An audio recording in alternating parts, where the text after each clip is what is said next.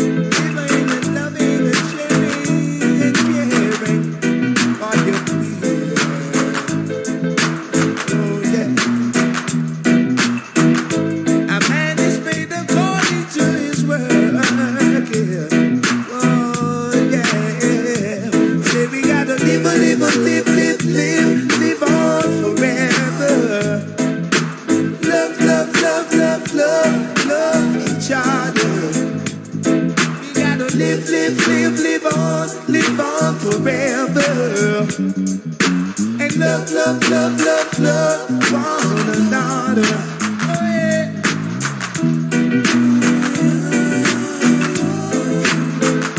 Living and loving and sharing, yeah. Oh yeah.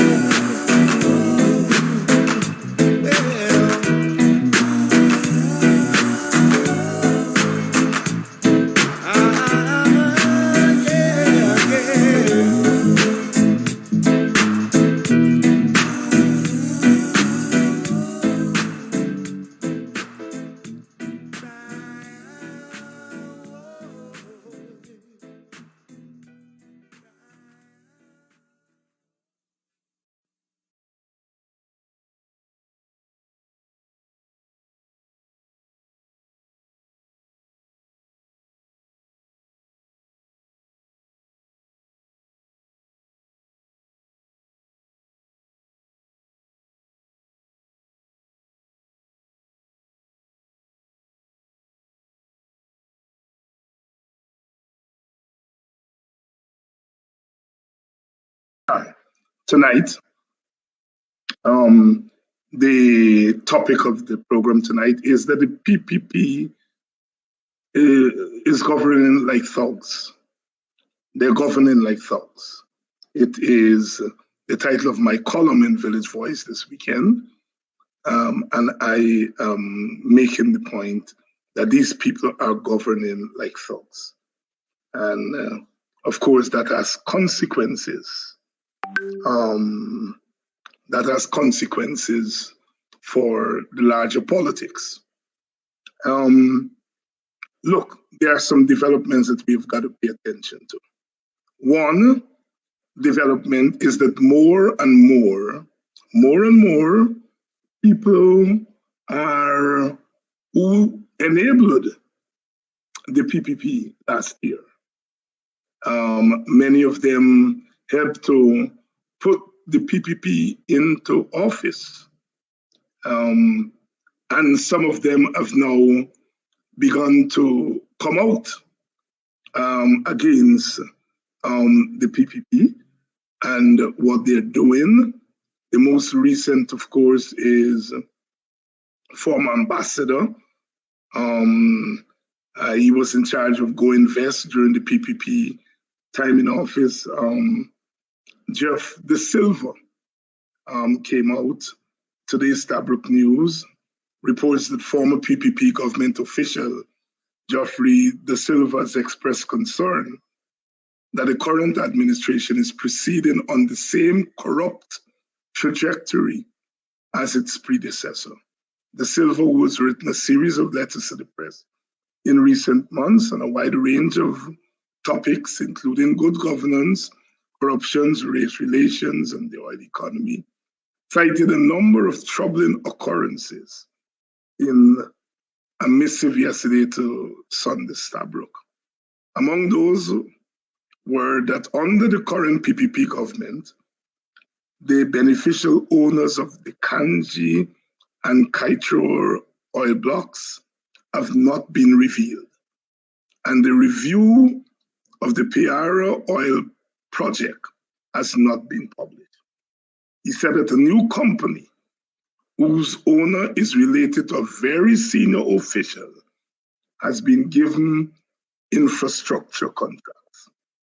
De Silva, who served for a long period under the PPP as head of Go Invest, noted that some procurement bids were withdrawn and resubmitted a number of times. He did not cite a specific example, but this has occurred in the agriculture sector with sheep islands. De Silva also served as Minister of Trade. He said that contracts have been awarded to unqualified persons with political connections. The last Sunday, Stabrook carried a report on the continuing questions surrounding the award of a school building contract, a company comprised of a DJ and football promoters. De Silva, who had a stint as Guyana's ambassador to Venezuela, also contended that some political appointees have been hired based mainly on party loyalty and not also on merit. That is, their integrity, ability, talent, effort, and achievements. Pointing out that it is challenging to direct and prove corruption, the Silver listed some red flags that will help to detect corruption. He says a purchase order or contract is awarded to a particular supplier or contractor who does not have the experience, the required facilities and resources. 2, some legal requirements and regulations are bypassed. 3, goods and services are purchased that are not necessary or appropriate for the institution to successfully function. 4, goods or services are not delivered or they are substandard. 5, there are no documents to support unusually high fees, commissions, and other expenses. 6, the supplier or contractor is urgently requesting advance cash payments. 7, a supplier or contractor wants payments to be made to a person or company other than his or her company. 8, there are close connection links through family members, relatives, friends, and associates between a particular official and the supplier or contractor who insists that other staff should not be present in meetings to discuss the contract. 9, some qualified supporters and contractors are not chosen because of their race, ethnicity, gender, age, or class. 10, expenditures for travel expenses and hospitality are not backed up with receipts and other support. He went on, the priority for Parliament's Public Accounts Committee should be to promote the passage of the existing draft legislation to reward whistleblowers and protect them from unjustified retaliation. The perception of hypocrisy on fighting corruption is a powerful instrument that could make or break a government.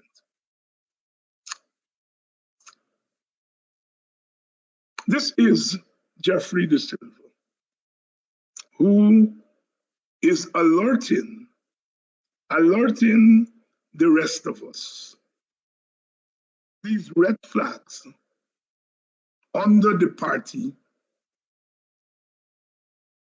that he was once a member or supporter, but he worked for them. And he is now drawing to our attention that corruption, especially as it relates to contracts, is rife under this government. He's drawing our attention to what's happening with the distribution of the oil blocks, the awarding of this oil block, the secrecy surrounding these oil transactions, these blocks. Who are the people? We don't know. Remember when the coalition did not make public how much it got from Exxon as startup money? Remember what happened? Oh, it's a big hue and cry. And now this government is doing worse.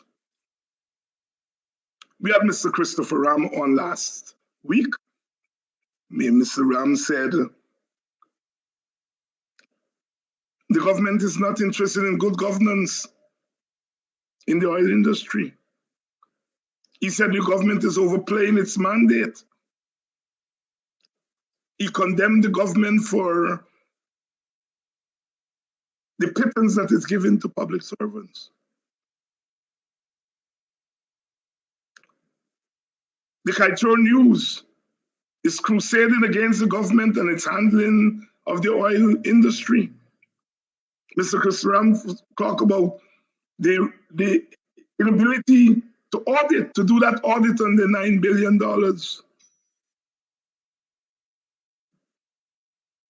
We have Schuman, the deputy speaker, coming out against the government on a whole host of issues.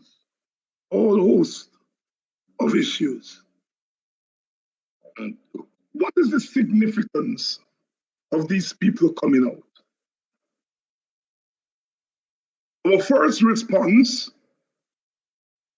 is going to be, well, we don't want to hear from them because they help to put the government in power. They have to put the government in power. So we don't want to hear from them. I would advise against that. It is important for us to hear from them because they help to strengthen our case. We've been saying from day one that the PPP is a corrupt government, that it's a government that doesn't concern about any rule of law. We have been saying it now. People from within their camp, or some of these people may argue that they're not in their camp, but they supported them. They supported them coming to power. And now 15 months later, these people are coming out against them. Another one, Alan Fenty, who writes a Friday column in the Stabrook News. Every week, Alan Fenty for the last year has been bigging up this government, has been talking about how the election was rigged by the PNC and this government is the best thing since sliced bread.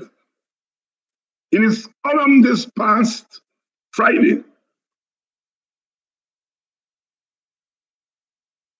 he says, my simple question for myself and all citizens interested, is the 15-month government showing any gratitude? Let me read that. Alan Fenty, who helped use this column to help put this government in power, being defending them. Here is what he wrote on Friday. I quote him, the piece was coincidental with my thought processes assessing how the Ali Jagdeo victors are showing regard for international support garnered last year. My simple question for myself and all citizens interested is this: is the 15-month government showing any gratitude? Does it have to? Continue with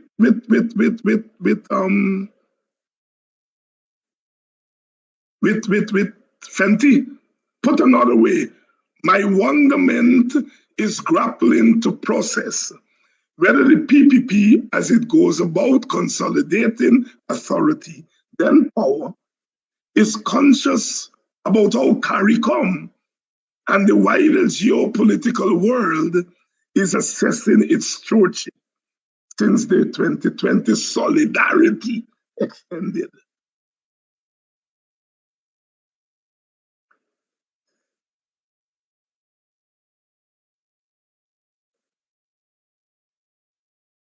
Now, note, he says CARICOM and its geopolitical world gave the PPP solidarity last year. We know it was more than solidarity, but more token story jump out. And he's admitting that international forces helped the PPP to come to power. Now, we have been saying that.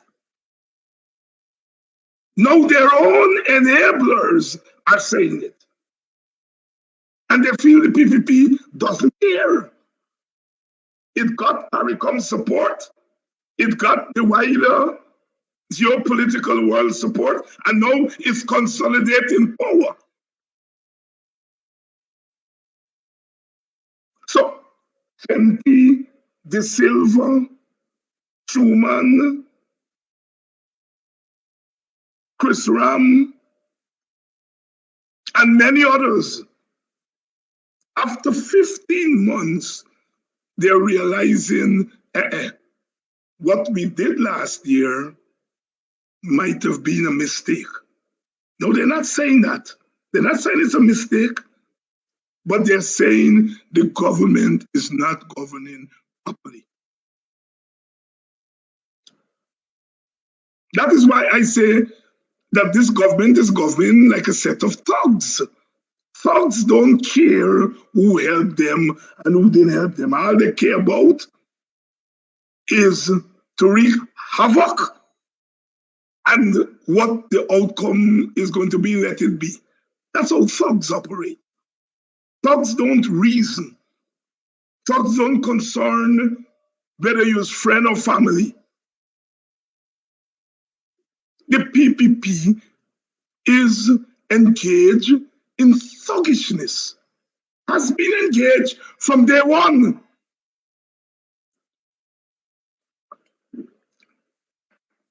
It spent the first couple of months in power, chasing down Lowenfield and other people at GCOM, charging them, jailing them. It called out soldiers and sent them to West Bobis against people protesting. It covered up the murder of those boys. Is that let loose the SWAT team. It is engaging economic violence against public servants, other people who they perceive to support the opposition. When you give public servants a 7% increase, it is really a decrease. It's a minus zero. That is economic violence against public servants. When you give $250,000 to a set of workers who support you and give nothing to other workers who don't support you, that's economic violence and economic thuggishness. Only a thug will be conscious of the ethnic environment that we live in, will be conscious that people are charging them of racism, and yet in the face of those charges, you're going to give $250,000 to one group and give zero to the other group. That is economic thuggishness.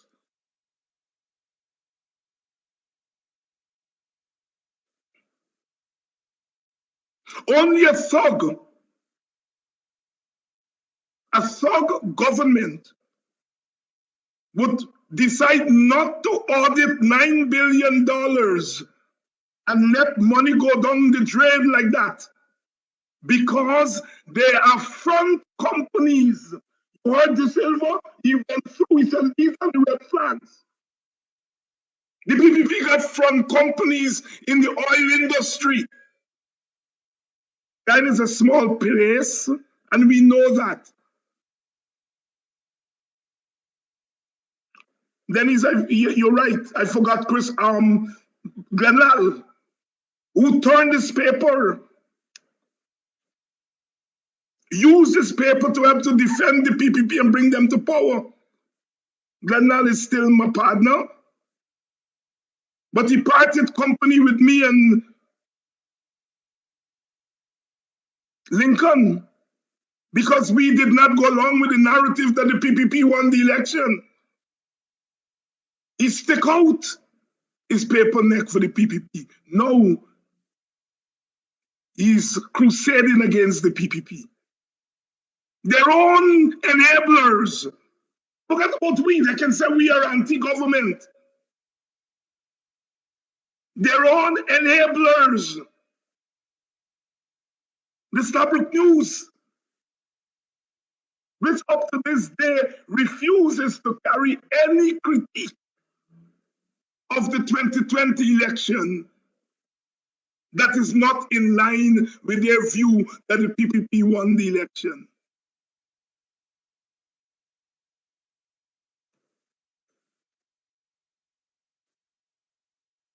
They're running editorials now every week, criticizing the PPP for what it's doing.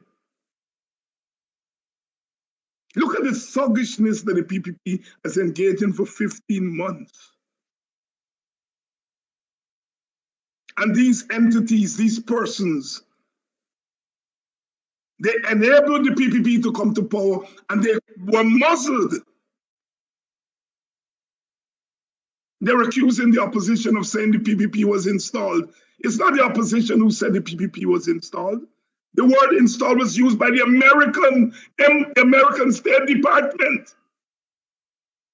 And we know that the Americans helped enable the PPP to come to power. And it's they who said it was an installed government. Because they know something about politics. When you have an election that is was as contested as the 2020 election, where both major parties said we have evidence that the other one's thief. It's a contested election. And the Americans know that any government that arises from a contested election is an installed government. It's not an elected government. The Americans knew that. They know that. But the Americans' position is that we do what we have to do. We help a government to power that we feel is going to look after our interests better. But we know that's an installed government. But if Kaitro News and Stabrook News and all the others would have us believe that this was a legally elected government, it was not. It's not. An elected government comes out of elections in which both sides agree that the government was fairly elected. All the anomalies, all the thing that came out of the recount, it's there, the evidence is there. GCOM has the evidence. Why do you think Nandalal, in his so-called electoral reforms, no reform about the voters list, no reform on people who live outside and can vote in Guyana's elections, no reform about multiple voting, no reform about people who are working on election day and how they vote. You got 20 people in a district who are working on election day, but you get 50 of them vote. Where did the extra 30 come from? None of those things Nandalal dealt with. All the anomalies that were unearthed during the recount, none of those. What is the penalty, Nandalal? What is the penalty for somebody in charge of a polling station and there is no statutory document in the box? What is the penalty for that? Nandlal didn't put that in his electoral reform. The police said people who voted were not in the country. What is the penalty for that, Anil? No, Anil didn't deal with that. Anil not interested in that. Anil decided that the PNC people are accused of certain electoral crimes, and he wants to pass legislation to give life sentence for these crimes that he said the PNC people carry out. What about the crimes that your people are alleged to have carried out? What about the 47 boxes? What is the penalty to have boxes without statutory document? Those boxes weren't found in Buxton or Pleasance or Golden Grove or Anns Grove or Denhamstel or Belladrum or Oaktown. They were found in One Repose and other areas that are partial to you, Anil Nandlal. No, those are not crimes. So in an election in which both sides said we have evidence of fraud, how can you award that election to a government, to a party, sorry, one of the parties, and say it's free and fair? The Americans got it right. The Americans agree we gave the election to one of them, but the government was not elected. It was installed. The Americans are straight up. All the others said the government was elected. And their elected government, they're now saying is corrupt. Their elected government, they're now saying they're not engaged in good governance. So, we've been saying that before the elections were called. We were saying once you have a contested election and you award it to one side or the other, you are giving that side license to do whatever they want, because they are going to say, the Americans say, we are the right governors. The Chamber of Commerce said we are the right governors. Chris Ram said we are the right governors. Stabrook News say we are the right governors. Kaitor News say we are the right governors. The Commonwealth said we are the right governors. CARICOM say we are the right governors. The Canadians say we are the right governors. And since all of them say we are right, it means the other side is wrong and we have a wide mandate.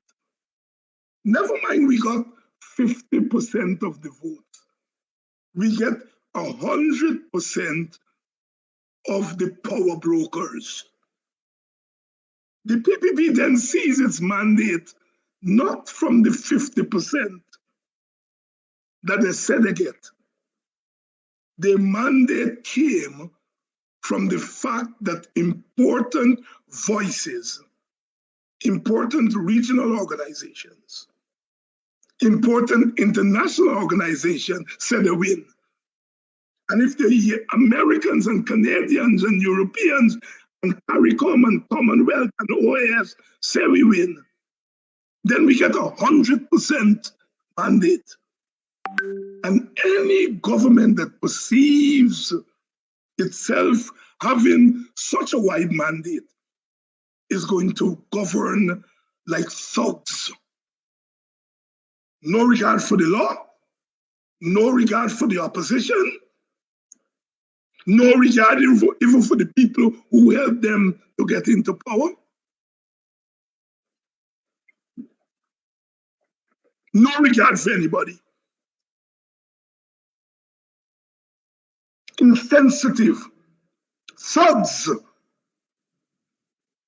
And so what they did, the international community, CARICOM,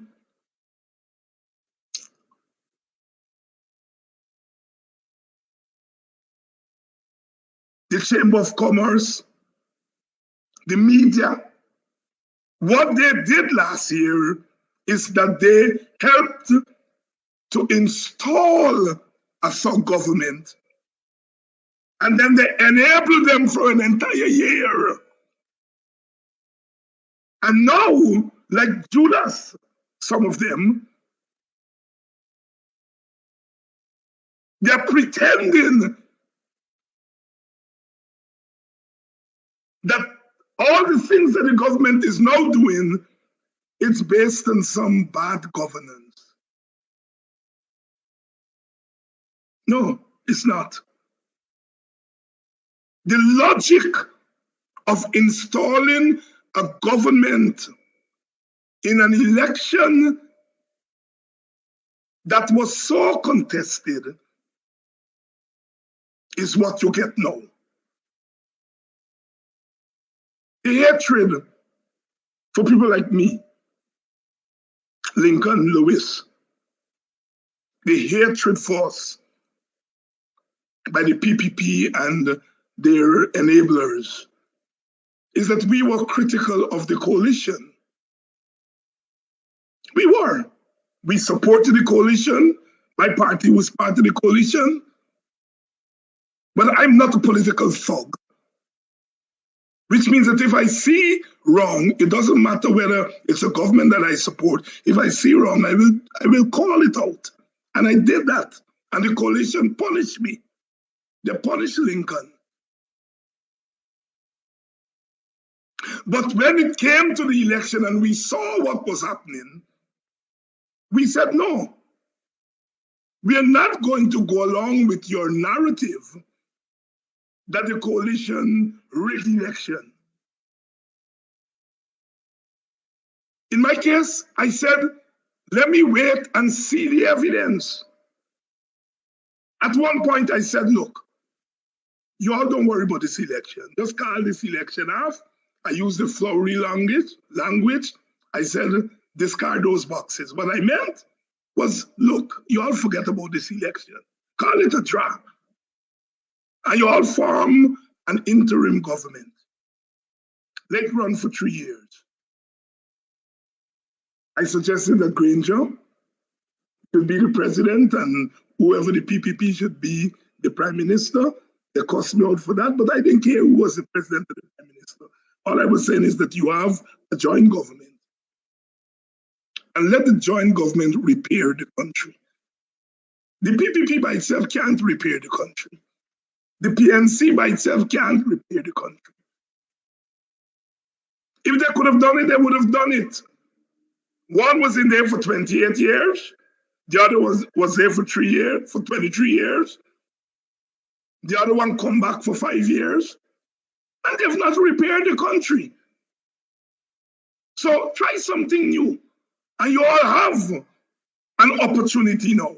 Because both of you all say the election thief. So forget about the election, call it a draw, or an inconclusive election. GCOM has the authority to do that. That is what Lowenfield recommended. He said after the recount, all the anomalies I see, I can't determine a winner. So Vincent said, I said, well, if there's no winner, call it a draw and put both of them, give them half and half, the government. And together, you all repair the country. You all repair the elections machinery. repair the police force. Do it together. So there's no issue here of discrimination. You all determine how much together, determine how much public servants must get. Repair industrial relations. That's what we ask for. To this day, I have not said the coalition won. I was a candidate for the coalition. Many coalition supporters believe the coalition win, right? That's them. I don't have a problem with people believing that the party win. But I don't know who win. The election was inconclusive. The recount order showed clearly that the PPP was engaged in shenanigans before election day. The recount order established that. The court decided not to use it, and they said, let it go to a petition. The court was being disingenuous. Because when the PPP said they see Mingo do something, Mingo mistabulate, he used spreadsheet. When they went to the court should tell them, as they would normally would tell parties, come back to us with a petition. But no, the court entertained the PPP. And that is what caused the 5 months. It's not the coalition that caused the 5 months. If a party see rigging in our system, that party wait until after the election and use it as an evidence of petition. That's how we operate in Guyana and the English-speaking Caribbean. Now, the PPP said they saw rigging, and they went to the court. And the court initially said, go back and correct what you're doing, what you see wrong. The court tells GCOM, correct what you see wrong. Mingo changed what he was doing. The PPP and his henchmen then invade the commission office, and at that point they break the election up. They broke up the election.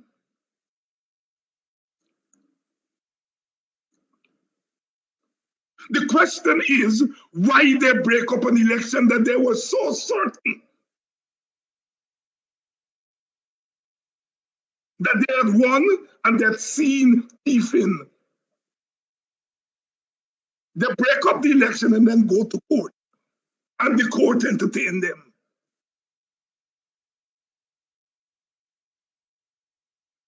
And then Granger allow them to suck him into the recount order. Recount, they allow him they suck him in. His own people tell him don't go down that road. Because there were 10 results from the 10 regions, which had to go to GCOM for validation. But Granger went along with the recount order. He should not have. But the recount order threw up the unexpected. The recount order showed the PPP rigged before election day. The court then, instead of using that recount results to arrive at a determination, they decided not to. Now, I'm an institution man. And so, one has to go along with what the court ruled, but I think the court acted badly. They did not read the political situation, or they ignored it. You see, the law doesn't exist in a vacuum. It doesn't. The law doesn't exist in a vacuum. The law is part of the wider society. And the court, being conscious of a disputed election, should have acted differently.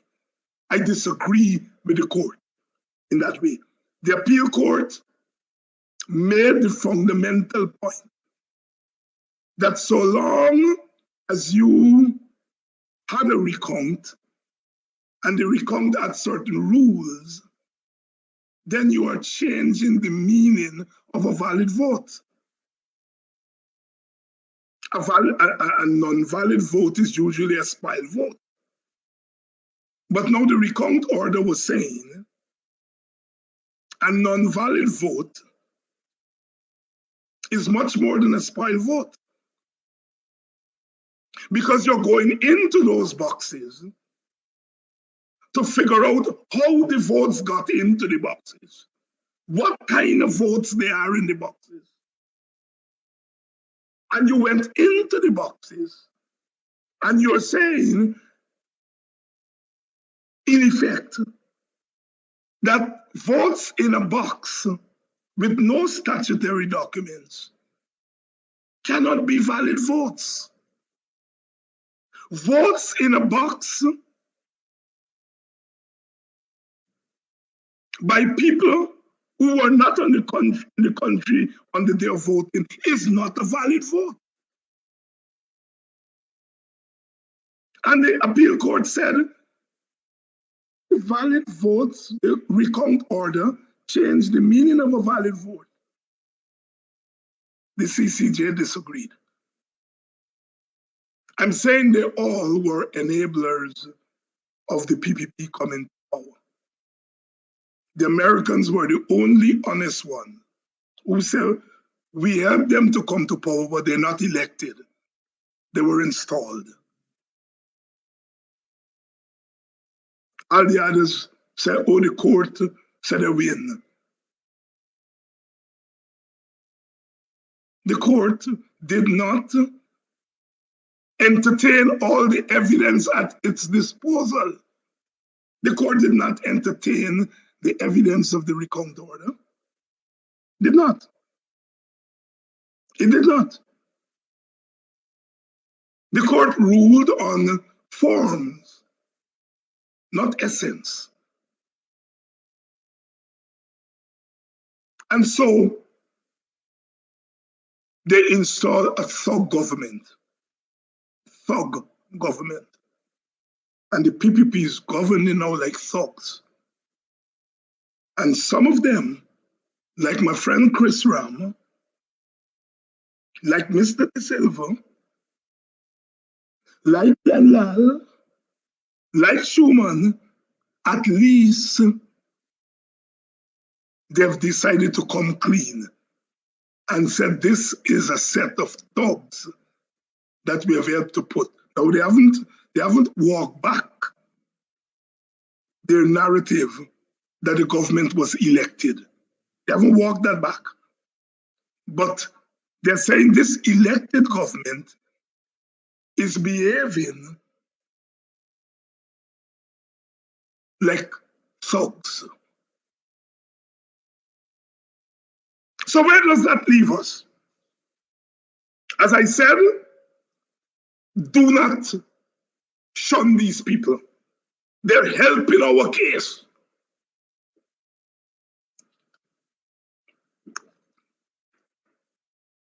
They're helping our case. This is what we've been saying. And now their own people are saying it. So we need to hear those people. We need to hear them. Let them say it loud and clear. Because they're helping to make our case. So that's the first thing you need to do. We need to do. Don't shun them. I will invite them on this program. Let them come here and let them critique the PPP on this program. They're helping our case. So that's the first attitude change I want to recommend this evening. Yes, cost them that they help to put the PPP in power, but recognize that this is 15 months later. And at least they're coming out.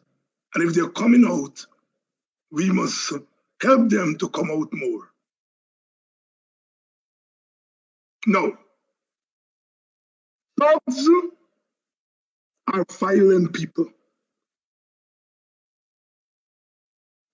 I said, look at the economic violence that has been unleashed on supporters of the opposition.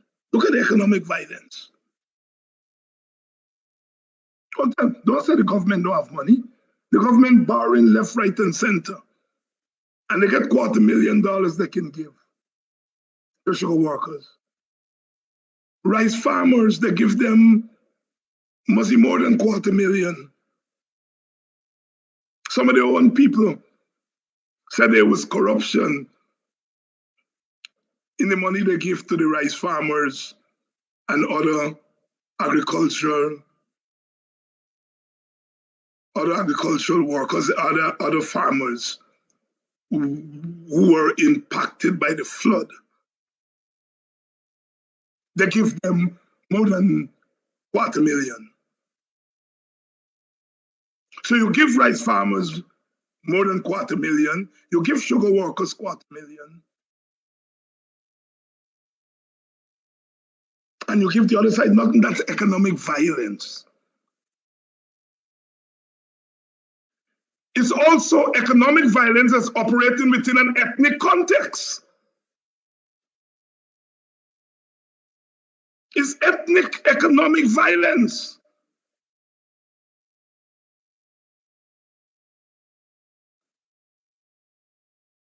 Most of the public servants are Black people, teachers, nurses, policemen, and women.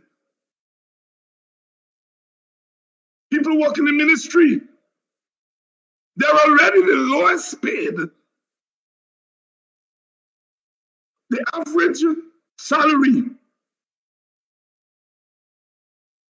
for a public servant is below the average salary for a cane cutter. No, I'm not against cane cutters getting more money, getting better wages. But when you're giving them better wages and you're giving the other side starvation wages, something is wrong. And what is wrong is that you are engaging in ethnic violence against a major ethnic group in your country.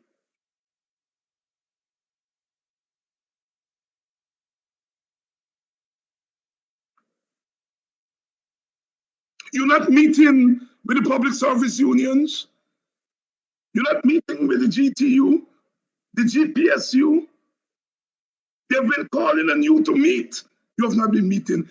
But since a couple of sugar workers come out on the road, you're calling God, we'll meet with them and settle it next day.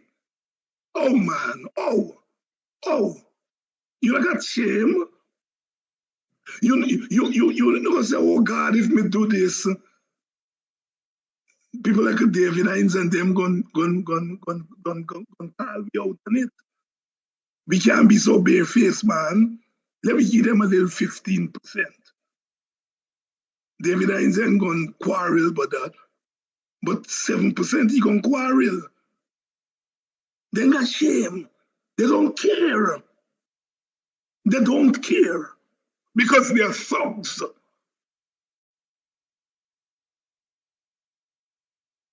No. Let me deal with this question. Thugs govern by violence and they provoke violence. The PPP must know that they're dealing with human beings. They must know that bucket will go well one day, bottom go fall out.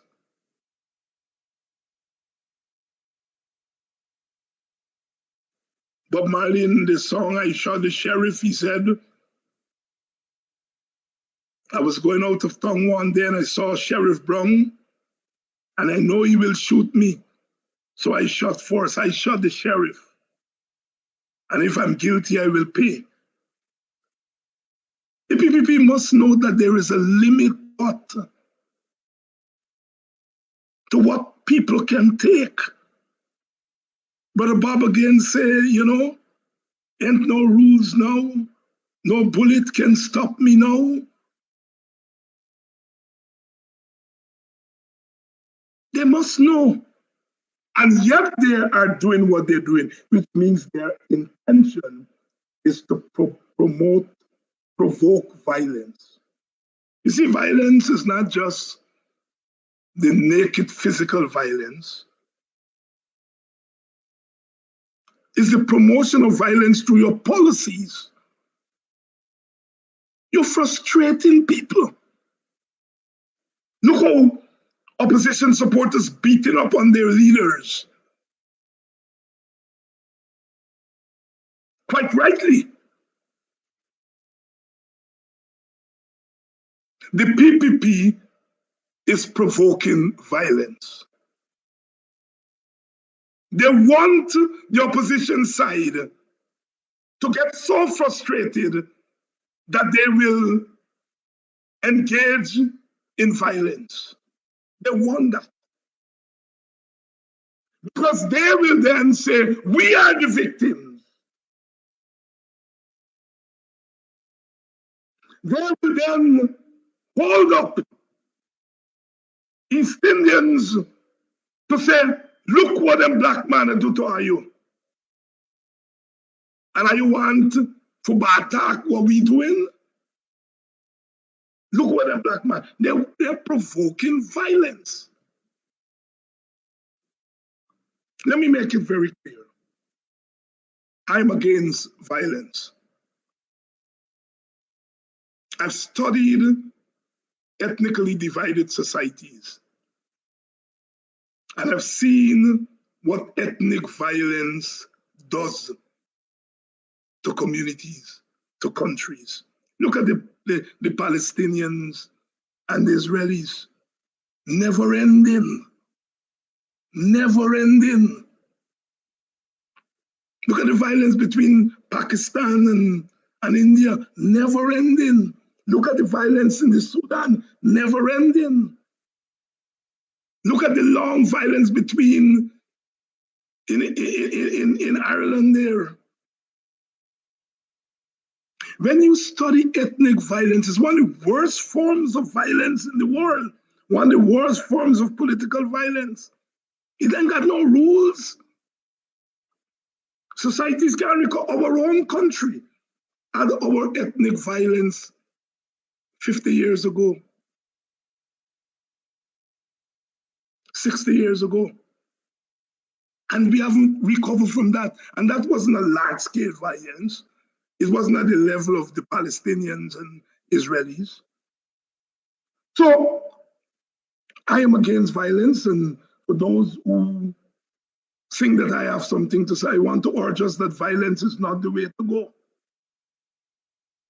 Violence is not the way to go. But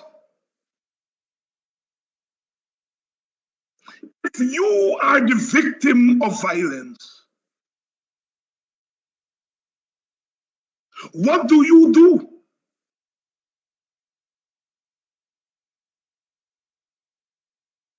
I'm against violence.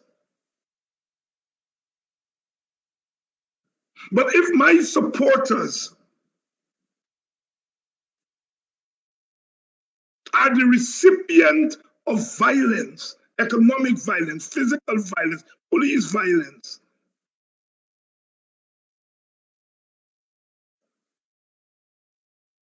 must I allow my fear of violence, my opposition to violence, must I allow my opposition to violence to turn me into a coward in the face of violence? You know what?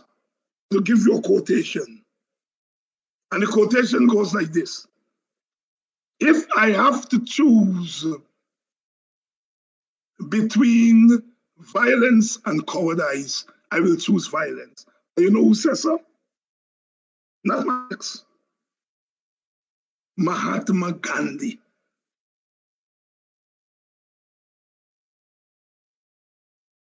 The Prince of Nonviolence said, if I have to choose between violence and cowardice, I will choose violence. I am not for violence as a solution. I'm opposed to it. I explained just now why. It consumes all of us. At the end of the day, people may win small victories. I'm from a village that the set of violence between 2002 and 2006, and the world, Guyana and the world, are yet to understand how that violence has destroyed my village, the impact. We are rebuilding our village. Those 4 years of violence has done untold destruction. The raping of women during those 4 years, unspeakable. And nobody, not the government, not the supporters of the gunmen, nobody has come back to that village and said, how can we help in post-war Buxton? Because it was a war on our soil. By external forces. The gunmen didn't originate in Buxton, and then the government sent in their phantom to deal with the gunmen, and our village became a graveyard. To this day, we have not fully recovered. The first time I'm speaking openly on that thing. And I, along with Kwayana and Andaye, were the only 3 Black leaders who, when Indians were being killed, they passed through Buxton, they beat them, some of them came. We were the only ones who couldn't condemn it.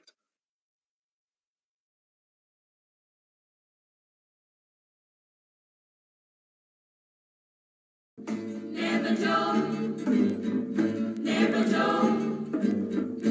Oh, money, never, money, never, money, money, never, money, money, not know what you can even money, money, never, money, never, money, money, never, money, money, you can keep, you can even money. When you've been a corrupt in a bill, tell me money. Now because your money done, you come with conniving money.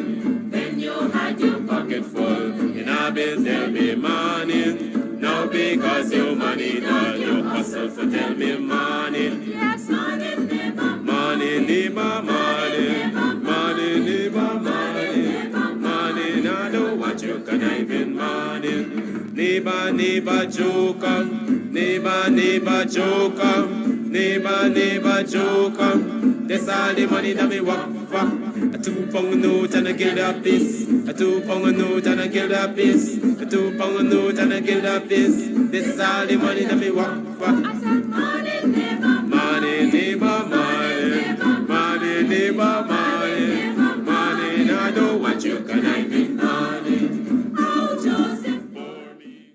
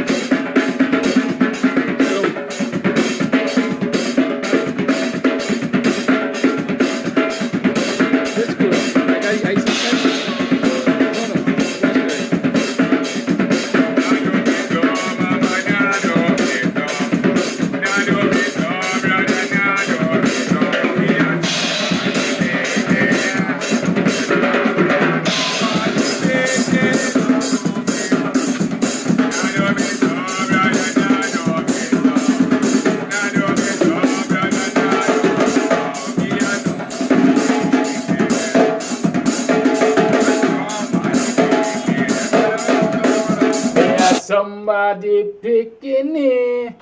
Morning, neighbor, morning, all your morning. Welcome to another program of BUXTONIAN Morning Time. It is 7 hours 16 on the 6th day of December in the year 2021. I'm your host, Kidaki Amsterdam. I'm coming to you live from the studios of KAMSTV located in Buxton. I trust you've had a great weekend, a restful one. You were able to rest and recuperate. I trust you also had some good social time there. You spent some good time with your family and so on. And obviously, I would be quite happy to know that you got up this morning rejuvenated, ready to face the challenges ahead of you. Well, certainly I'm ready to face the challenges ahead of me. And there are many. And my challenges are the village's challenges. And my challenges are the nation's challenges. And so together, we must join our hearts and hands and challenge them in a determined manner. We must challenge those challenges which are before us. What are we going to talk about this morning? Lots of things, lots and lots of things we have to talk about. You listen to this morning's primer. David Hines says, we are rebuilding Buxton. Buxton suffered following 4 years of violence under the PPP administration. And we are rebuilding Buxton. The country suffered under the PPP administration. And David Hines was talking about that 4 years, which David Granger constantly referred to as the troubled period, or the time of troubles, whatever. But the fact is, this nation suffered under the PPP for 23 years in the previous administration, and it is suffering again since they were installed over the last, 4 and 12, about 16 months. Let's say just over 15 months now, right? The PPP has brought nothing but sufferation to this country. The PPP perhaps stands for poor people's plight. Because the fact is, when you look at their manner of governance, when you look at their policies are basically designed to enrich themselves, enrich their cronies, and to sing to the tune of big businesses. The ordinary man and woman, regardless of race, color, and creed, for the greater part, is not in the PPP's equation for upward mobility. For the last 50 months or so, we have seen what one might consider an effort to appease the ordinary Indo-Guyanese, because the fact is, the PPP must believe that they lost the last two elections. Because the ordinary rank and file Indo-Guyanese were coming to recognize that the PPP is just about their cronies and self. And so now they're trying to win back that group. And they're trying to win them back by giving them cash grants, handouts. And while they're giving them cash grants and other forms of handouts, they are oppressing other sections of the society. They're not giving them cash grants and handouts, but rather they're giving them 7% pay rise, and they're oppressing them in several other ways. We're going to talk about that kind of oppression. Okay? Under the previous administration, the previous PPP administration, Buxtonian youths, residents of Buxton, found it extremely difficult to be employed. You could not have used the Buxtonian address if you were applying for a government job, and even in the private sector. I remember I approached the New Building Society where I had a savings account along with my mother in those times. And I approached them and I inquired about the possibility of getting mortgage financing. And the teller, personal banker, whatever, looked at me squarely in my eyes and said, no, we're not doing any business with Buxton. And that attitude obtained across the spectrum in this country, in the banking sector, in the services sector. You couldn't get wholesalers and retailers and so on, wholesalers and distributors to deliver anything to Buxton. Courts, the furniture giant, wasn't doing business with Buxton. Singers wasn't doing business with Buxton.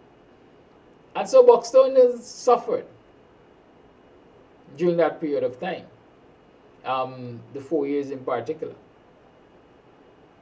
And so when David Hines says that, we're rebuilding Buxton, it's a fact.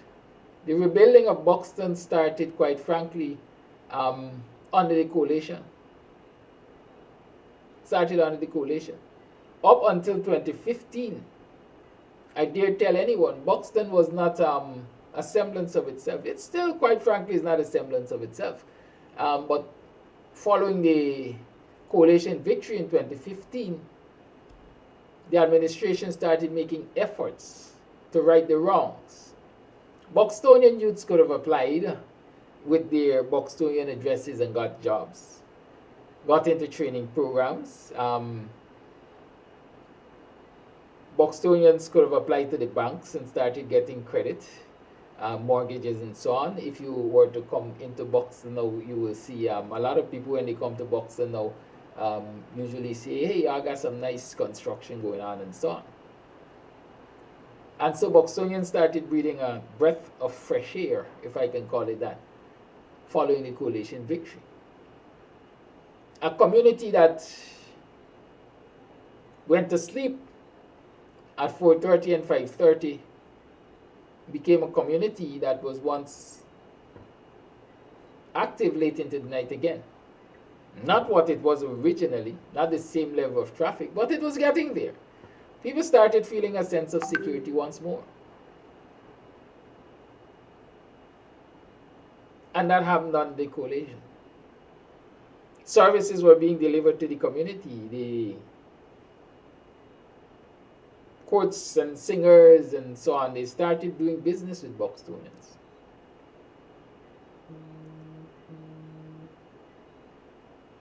There was hope. The water distribution system in Buxton was much improved, as it was much improved across the East Coast and across the country, I dare say. I usually tell you, under the coalition, people in the interior were now getting treated water. So lives were on the mend. Social services were improving. But whoops, the 2020 elections happened. The 2020 elections happened. The installation took place. And we are at a place again where things ain't regular. Things are regular. Let us talk about some of those irregularities this morning. I posted a small video the other day. Small video. I think less than 2 minutes.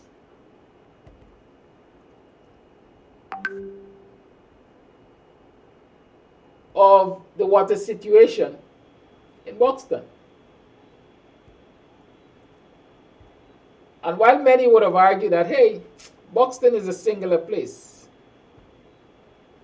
that is just Buxton. What makes them special that they got to complain because they didn't get water or because they ain't getting water? Well, folks, this is 2021. Today is the PPP is in government for about 15, 16 months. And this little video is instructive in pointing out to you what citizens are experiencing. And why do I say what citizens are experiencing? Because it is not Buxton alone that this problem exists. Take a look, take a peek at this video in case you didn't get to see it. This is 2021. Y'all listen up. Are you watch me? What you talking about? Today is the 3rd of December 2021. Just a few months after the PPP takeover. Watch, this is box and bag and say. You see how people full in water? There's no water coming through the pipe. Charles Ramson, Batty Lion, what going on with the water? We are getting water to the first floor. This is not the 90s, this is not the 80s, this is 2021. I'll tell people what's going on. Ramson last week sometime not so long ago said that he remembers growing up with the country suffering water shortage. And he remembers blackout and he remembers craters in the 80s and 90s. One of the things which many of us do not know, and a lot of, you see when these folks speak, they speak to an uninformed and ill-informed audience. Because they speak to a group of youngsters who came up during the time of the PPP. 23 years of the PPP. So anybody who is like 25 and so on came up under the PPP. And so they did not live through the 80s and 90s to know what were some of the difficulties this country faced in the 80s and 90s. And because of their poor educational upbringing also, many of them do not have the skill, they were taught to do the necessary investigation and research and so on so that they can edify themselves about what took place. Well, let me in a nutshell say basically my understanding, because I am a 70s child. What I witnessed as a youngster, yes, there were difficult times. Yes, there were constant blackouts. I do not remember. Yes, there were water shortage. Yes, all of those happened. But it happened in a context. Food shortage? No, there was no food shortage in this country from the 70s all the way as far as I know. What there was a shortage of, if you want to label it food shortage, was a shortage of imported food items. And Forbes Barnum said, produce or perish. We shall feed, house, and clothe the nation by a certain time. He also say, eat what you produce. And so we had salt fish, and we had our fresh vegetables, and we had all kinds of things. But those who were quote-unquote foreign-minded saw the absence of herring and dal and aloo, Irish potato and English potato and all kinds of potatoes, etc., as food shortage. Wheat and flour as food shortage, right? But what they will not tell you in an honest, open, frank discussion is that the shortage of those imported items was as a result of the shortage of foreign exchange in the quote-unquote banking system of Guyana. How did that shortage come about? It was the period of the Cold War, right? The Cold War. In the period of the Cold War, you had the Russia and the communists, socialists perhaps, the communists, Russia, Cuba, China. And of course, who was Ivor Alexander? Sounds like one of Jagdio's children. Is he between the age of 20 and 25? Did he grow up under the PPP? Why is he using such expletives on this program? Right? So you had the Cold War. And the Cold War was between those countries which were, as I would say, anti-USA and the US. So you had to pick a side. You had to pick a side. And in Guyana, you had two politicians, political leaders who perhaps told themselves that they were smarter than everybody else. Jagan said, hey, me a communist, me a support Russia and so on, the USSR and Cuba and so on. Forbes Barnum said taking the side of the US. But Forbes Barnum, as they say, was riding two asses at the same time. And they say when you ride two asses at the same time, you just fall on your own backside. And so there came a point in time when the US and Forbes Barnum, the PNC, basically the relationship became tight. It became strained. And if you were to go and check in terms of this, the quote-unquote banning, the restrictions and the importation of wheat and flour, you will come to understand that that was a result of US policy. The US government say, you playing a bad boy, Fabs, this is what we're going to do you. You're only going to get our flour if you can pay cash for it. And Guyana not having the foreign exchange,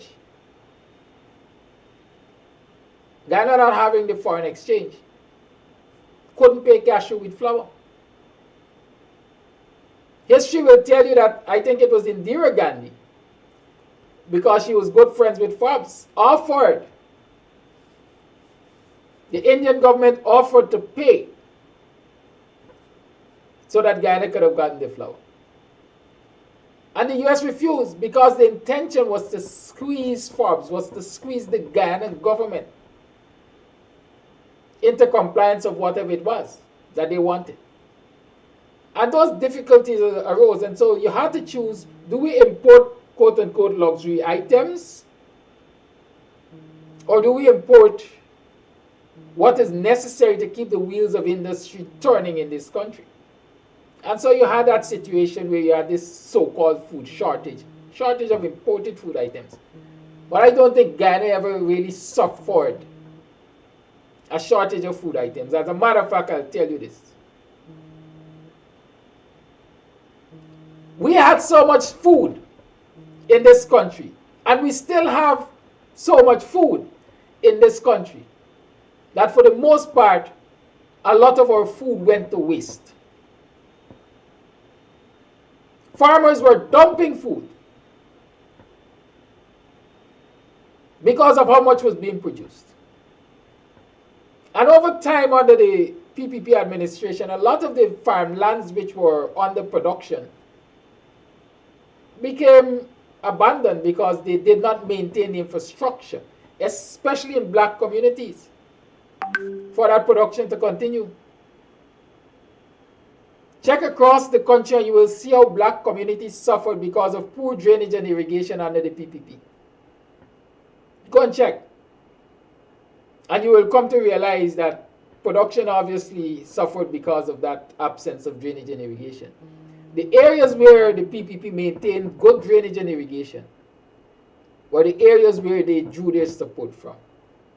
And any black communities that benefited from good drainage and irrigation for the farmlands were black communities where a large percentage of the farmers were Indians.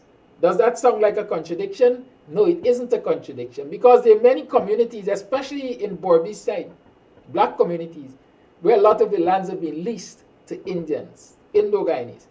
And so the PPP maintained good drainage and irrigation in those areas because the beneficial users of the land are Indo-Guyanese.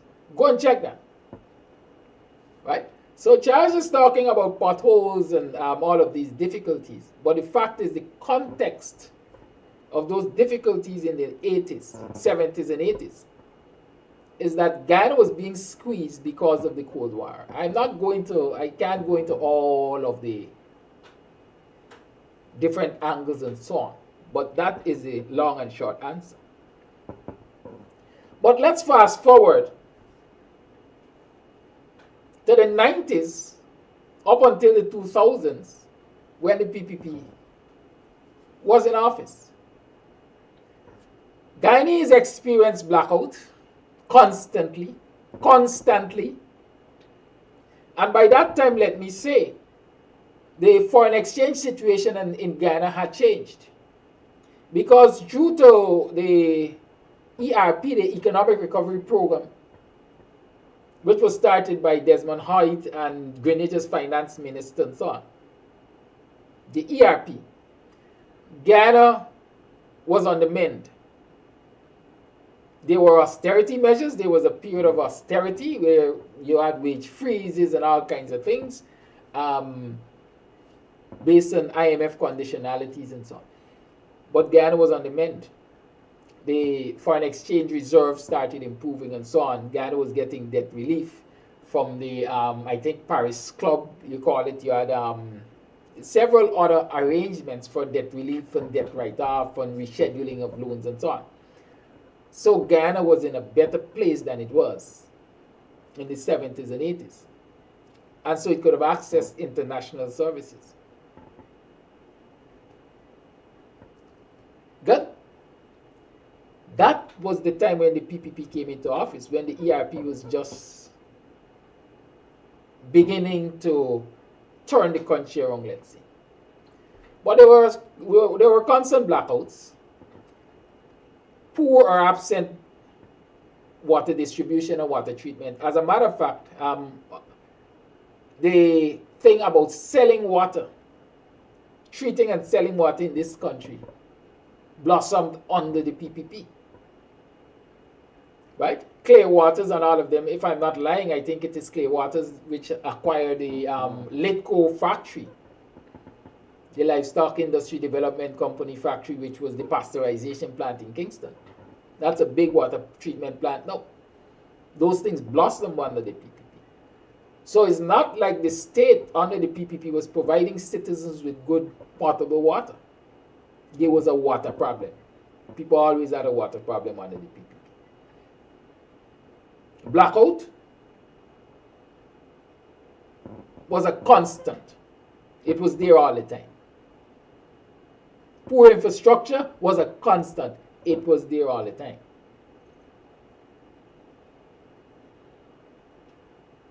So when Charles Ramsey is talking about the 70s and 80s, he needs also to talk about the 90s into the 2000s under the PPP. Roads were being built, for example, under the PPP, but it crumbled in a year's time. They crumbled in a year's time.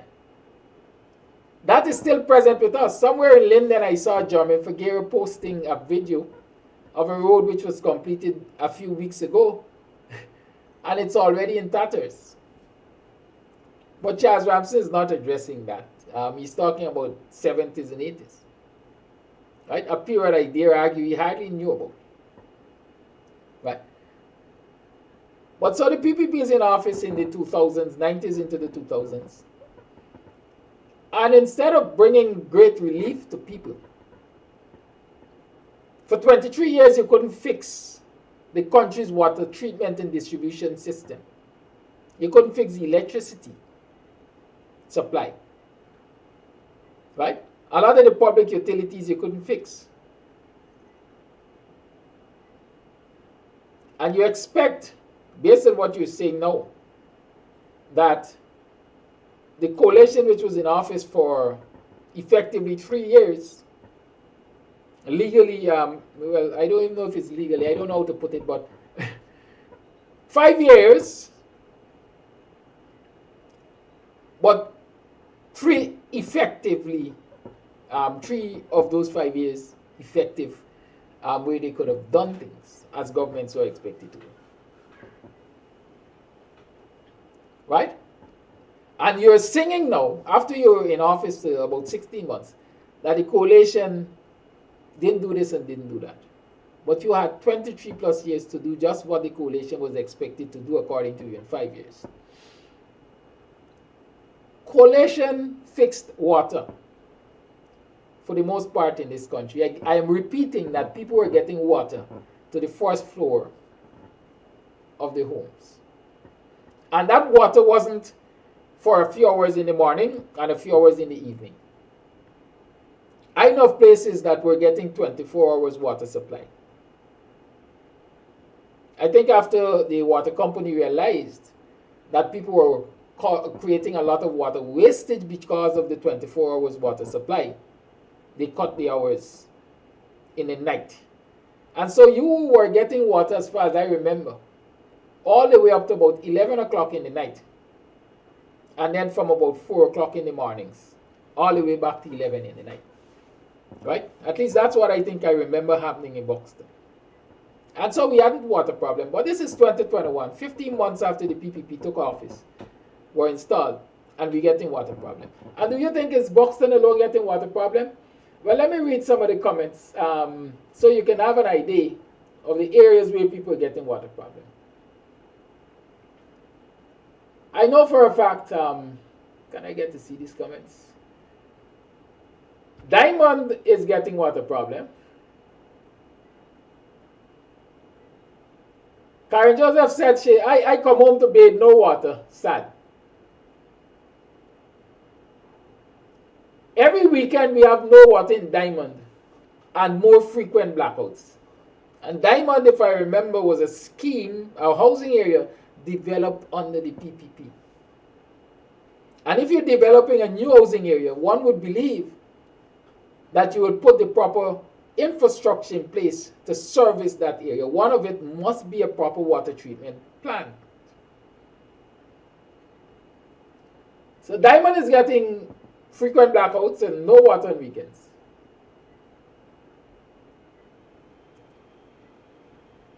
Come on, y'all, show me these comments. I'm not getting to see them.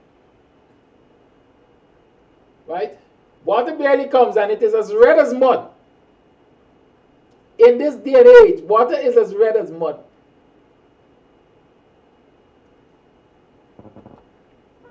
And Charles is talking about the 70s and 80s, and perhaps early 90s.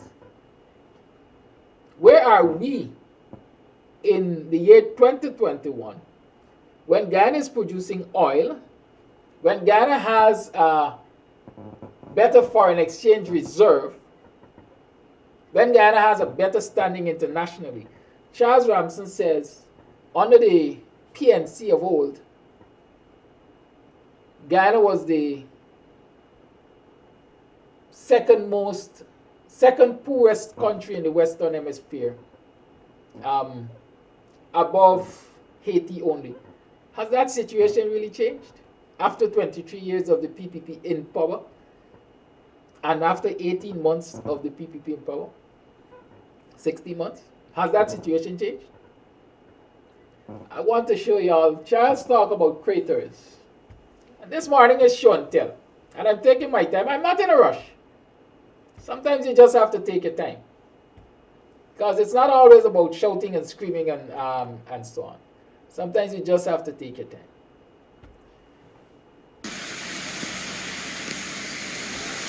It was raining this morning.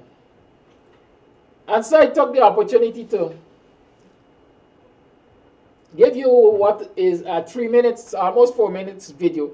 And this is brisk walking from the public road, Sideline Dam, to my place of operation, right? This is 2021. And I'm showing this video also because I have other things to talk about. This is 2021 where there are lots of people, including my villagers, who are saying that the PPP is doing great. Y'all look at it for me. The PPP is doing great. This is Sideline Dam in 2021, when the PPP has been in office for 16 months. When the coalition left a saving of almost $8 million US from the road enhancement project.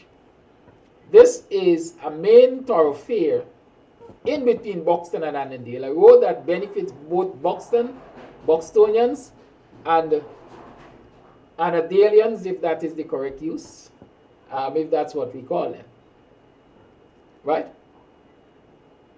Now, if you call a taxi, they will tell you, we are only coming to the first street. We are only coming to the first street. And that's the first street off of the public road. If you live way to the top, I didn't go to the top. Right? If you live way to the top, you have to walk all the way from the top to the first street to get into that cab. Likewise, if the cab brings you and you have load, it will put you off at the first street and you must struggle to get your load to wherever your house is, your home is, down in the sideline now. Understand that. Imagine if you have an emergency, the difficulty you will get with the emergency vehicle coming in or going out. Worse yet, if you have to rely on a taxi service to be your emergency vehicle, and the fact that you're not coming past the first street, you have to fetch your sick to the first street. It's a matter of life and death. Many people might not see it as a matter of life and death. Imagine you're coming in late at nights. You went out for a social event, etc., and you're coming in late at nights. The taxis will not take you past the first street, and so you have to walk the rest. And let me tell you, that sideline is poorly lit, and so your safety is at risk. But look at the video as we talk about the good things that the PPP is doing in 2021. Walk with me and see what we put up with in 2021. Charles Ramsey says there were craters in the 80s and 90s, not potholes. I don't know what we can classify these as, but I certainly know that this is not a good road. No, I certainly know it's not perfect. It's far from perfect. It's hardly possible. Right? Take a look. You see in the distance there? That's a young lady walking out. She has to go to work, and she's walking out, because no taxi will come and pick her up. Right?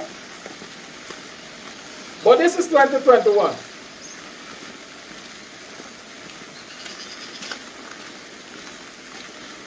This is 2021. Money. Under the PPP, oil money, oil money, oil money, a stable foreign exchange reserve, international credit, but they're borrowing for everything that will allow them to steal, but have no care for the well-being of citizens. I'll take a good one. Take a good look. I'll you watch.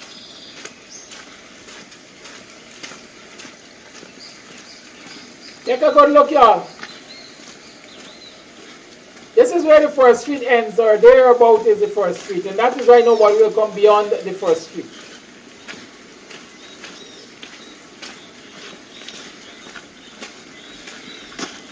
Y'all look at nice time in Buxton.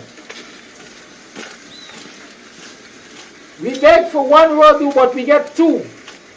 But we got 22 others that are in this state. That's nice time in Buxton. Let's talk the thing. Y'all call Batty Lion, tell him to tune in if he is not. They're monitors to the program, so the monitors can draw his attention. Hey, we're featuring you on KAMSTV this morning. Right? This is a great road in between Buxton and Sideline. It serves Buxtonians and Annandalians. And you know what else is bad about this whole situation? The cross streets which can lead you into Annandale. And so you can get a car, come and turn into a cross street at Annandale so you can just step across and get into your taxi. Are all barricaded. We'll deal with that another day. We'll deal with the barricaded streets another day. In 2021, under the PPP.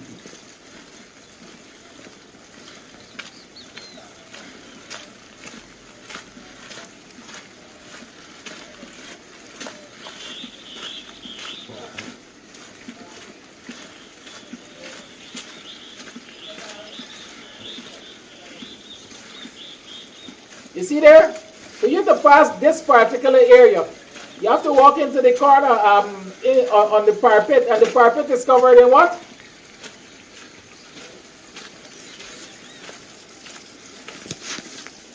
Jones says that she has rivers at Vigilance First Street. We'll have to take a walk over to Vigilance First Street at some point in time and highlight what's happening over there.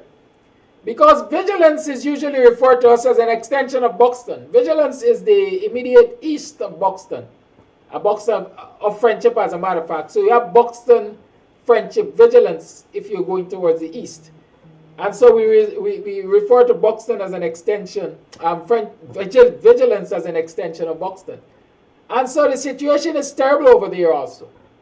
Right? And that's 2021, when we're having nice time. Let's talk about nice time. Because last week I spoke to you about nice time and what's happening at the Buxton ground. Well, you know me. They say I drink water after harsh. Me story long. Let me tell you a long story. Let me start by reminding you. There was and there still is a bounty on my head issued by elements of the PPP. And the contract is supposed to be executed by known BUXTONIAN elements. Let me make that clear. Let me repeat. There was and there still is a bounty on my head. A contract issued by elements of the PPP and which is expected to be executed by known BUXTONIAN elements. Let me make that clear. Because in making that clear, I'm saying to you also that over the weekend I've received a number of warnings or cautions. Mr. Amsterdam, Kidaki, we begging you, leave that issue alone. For the safety of yourself and your family, please leave that issue alone. Right? Villagers are concerned. They're unhappy about what has been done at the Buxton Ball Ground. But they're saying to me,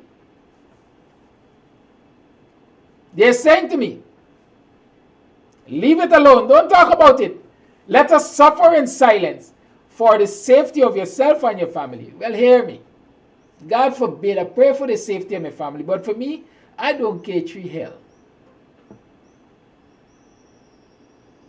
I don't care tree hell.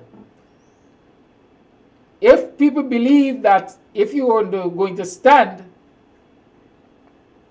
in defense of your community because you want to see better for your community, and there are those within the boundaries of your community who believe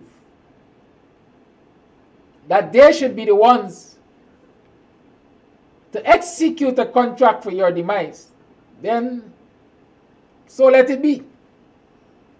You hear what I'm saying? So let it be. Because if everyone is to stay quiet for fear or in consideration of their own safety and that of their relatives or family, as we see, then we are going to remain in this shithole.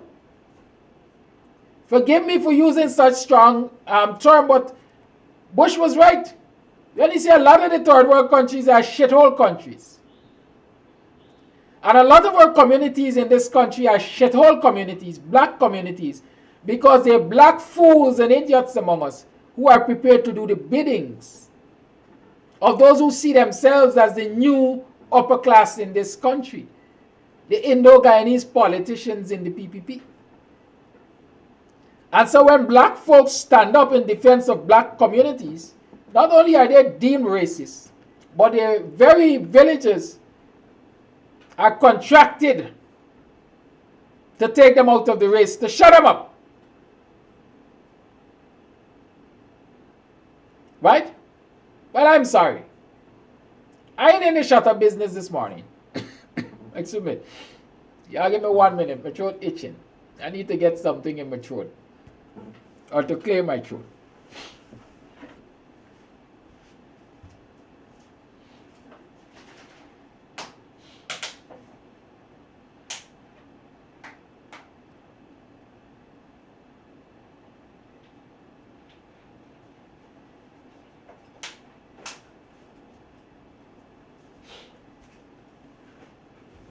You see, yeah, sorry, correction, it was Trump who said third world countries are a set of shithole countries.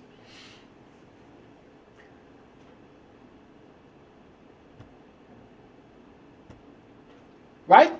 I ain't in the shut up business. Because injustice anywhere is injustice everywhere, and it will continue when, quote unquote, good men do nothing. Right? This is the reality. While some people can afford to defend politicians as good men, our community needs defending. The assets of our community needs defending. And like I said, the Balgong issue which I highlighted last week, I will continue to talk about it because I believe Charles Ramsey should be removed from office for that very issue. Right? And BUXTONIANs and right-thinking Guyanese must demand the resignation or the dismissal of Charles Ramsey as the Minister of Sport, Youth and Culture, or whatever he is.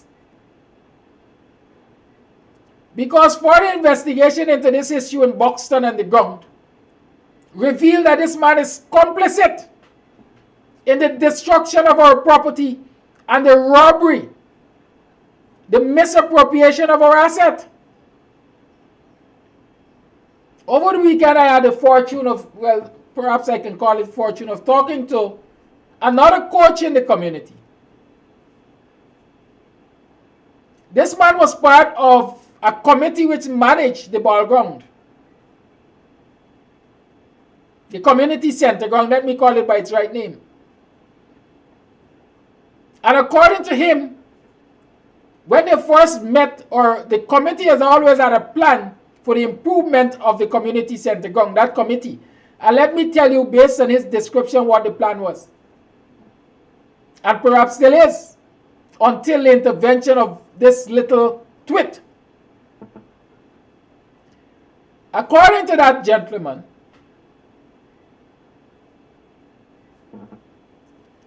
the intention was to change out the zinc fence from all around the ground eventually.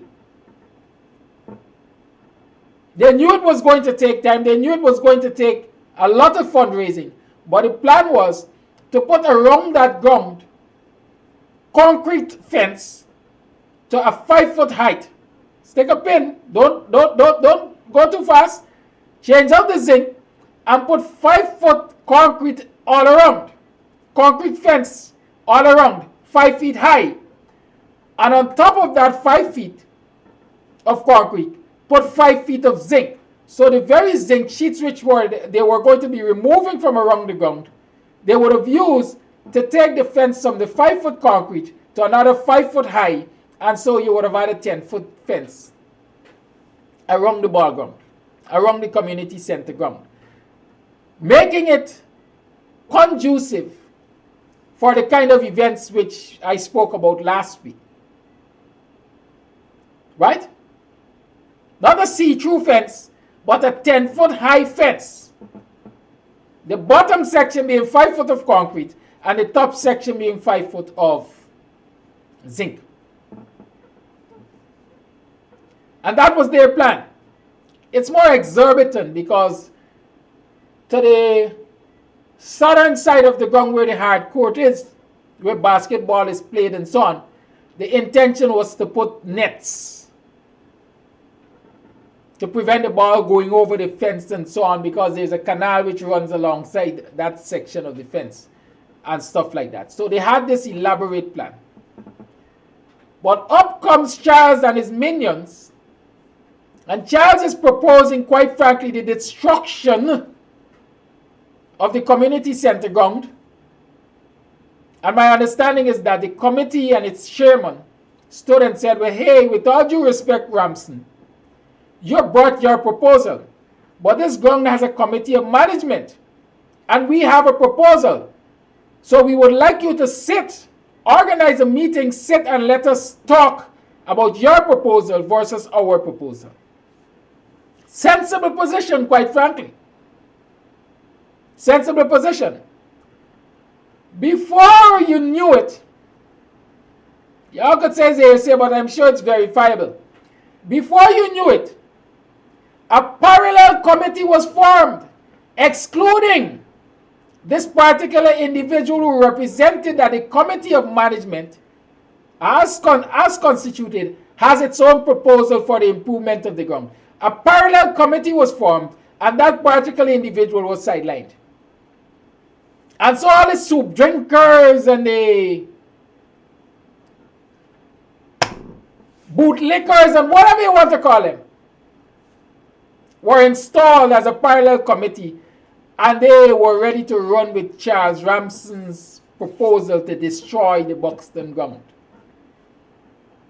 And so the destruction is in full fledged. It's happening. The front section of the fence has been removed. All of the zinc sheets have been removed. The timber structure has been removed. And you have now a 5 foot high metal structure with a 5 foot high chain link fencing, all of which will be eroded in short time by the salt here. But that's an improvement for some people. That's an improvement for some people. I said last week, and I'm repeating it. When they asked what was done for this village by the coalition, what they meant is what was done for us as individuals. And so they can sing the songs of the Batty Lion. Because as far as they're concerned, things are now being done for them as individuals, while the community is losing. Note, the community is losing by the destruction of that fence and the replacement of it, the fence with that nonsense there. There are dozens of vendors who have lost the possibility of income on particular days when they would have gone there and plied their trade, because there's something happening where the gates were closed and you had to pay an entrance fee and you couldn't go out, in and out as you like and so on. And they were able to establish stalls in there by paying for spots. That ain't possible anymore, quite frankly. The promoters who used to come from all over the East Coast, all over the country, to host events in that ground, they will not come anymore, because the fact is you will have to spend too much to make that space ideal for the hosting of those events.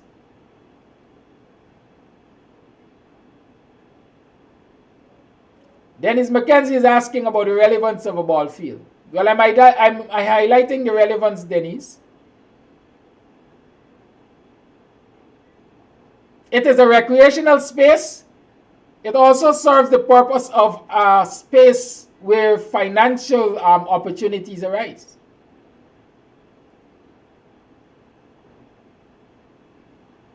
And so by removing that fence, that zinc fence, and putting that chain link fencing 5 foot high, you have reduced the possibility of people earning from activities at that ground. So all the promoters who used to come to the Buxton ground will now be looking for alternative venues.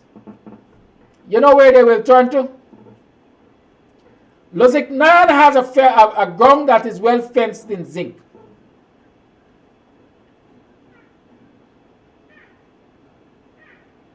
LBI has a ground that is well fenced with zinc. And Moore has a ground that is well fenced in zinc.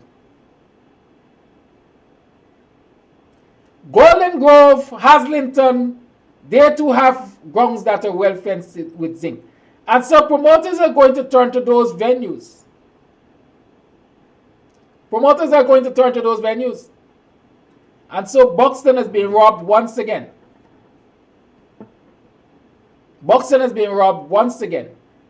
And while David Hines, Dr. Hines is talking about us rebuilding Buxton, while some of us are trying to rebuild Buxton, others are breaking Buxton. They say it is not everyone in your boat is rowing with you.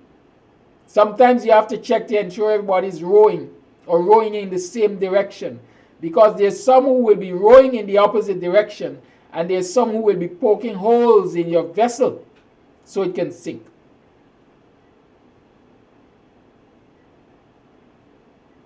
Right? And that is what some people don't understand. That while they're jumping up and singing the praises of Charles Ramsden and the PPP, in actuality what they're doing is fortifying themselves, lining their own pockets, and drilling holes in the vessel called Buxton so that it will sink.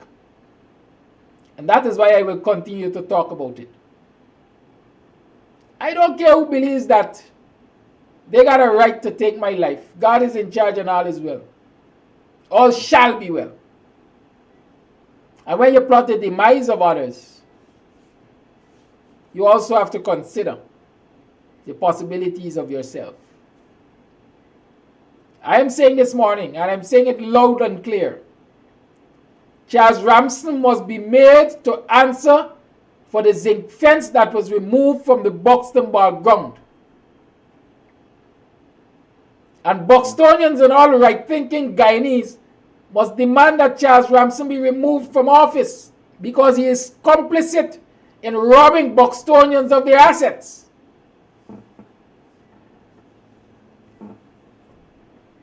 He is complicit.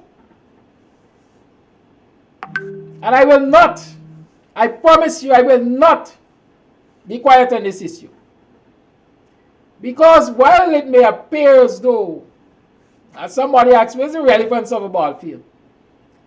While it will appear as though it's a mere ball field or a mere recreational space, it has deeper implications. It has implications of finances, business opportunities. It has so many implications. When a so-called minister can come to a community and sideline an established committee and create his own parallel committee to have his own way, he's saying to the people of the community, go to hell. Go to hell.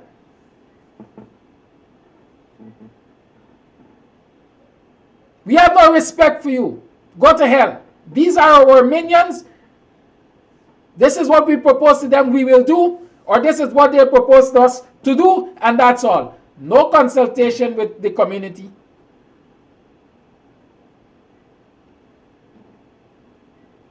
No consultation with the local democratic organ. The Neighbor Democratic Council is about local democracy, is about bringing governance closer to the people, giving the people an opportunity to participate in decisions such as these.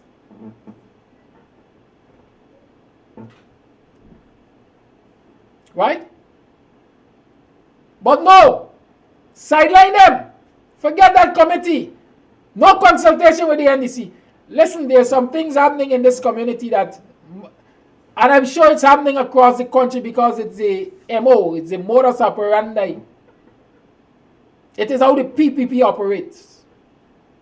So when you see it happening in Buxton, I guarantee you can multiply it across this country. Check Agricola, check Muckle, check our Stelling, check the black communities. And see what's happening. As a matter of fact, I understand that there was a young man who challenged Charles on the removal of the zinc fence and replacing it with that nonsense. It was only a proposal then. And he asked Charles, why you don't want to move Lozignan and you don't want to use move and more on? And get them that nonsense what you're proposing. And he says eventually, all the grounds will be like that.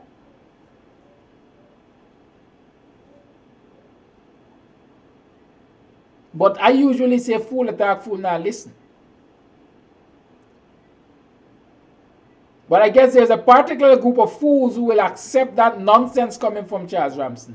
Because while he is saying eventually all grounds will be like that, I showed you the ground last week in Region 3.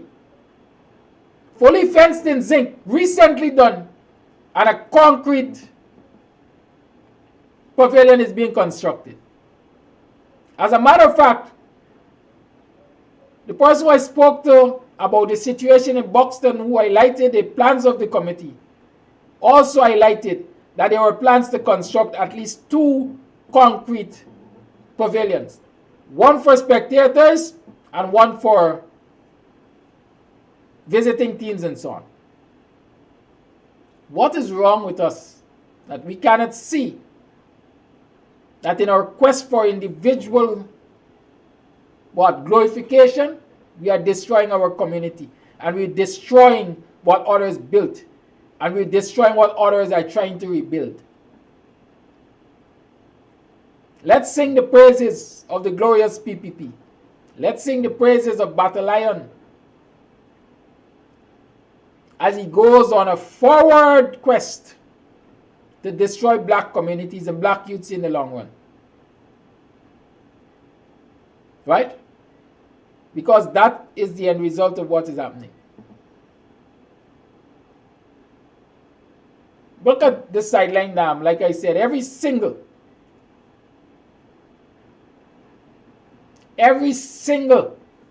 street in this community is bad. And go across the neighboring communities, black communities, and you'll find the same situation. But the PPP is doing good. They've done a lot since they've been here. They have done a lot for individuals. Because there are lots of individuals who can now do as they like, when they like, how they like. And just as how the PPP disregards the local authority, those very individuals can disregard the local authority. Right? Listen, there are stories I can tell you happening across this country that you all will be so shocked. Police cannot arrest citizens are accused of crimes, even against police, unless they get the blessing of some PPP goon or other. That's what you're dealing with 16 months after the PPP was installed in office. But we're doing well in this country. We're doing extremely well. But to God be the glory. Great things he has done, and he will continue to do. Right? It's now 8:60. Let's open up the lines. And as I open the line this morning, I want us to do at least one thing specific. You can have the usual talk. We can talk about everything else. But I want you to identify for me which community you're calling from locally and what is the state of your roads and water in those communities. That's what I want you to do for me. Let's take a musical break because I feel it in my blood. I need it. And this one is called Back to Basics because that's right where we are.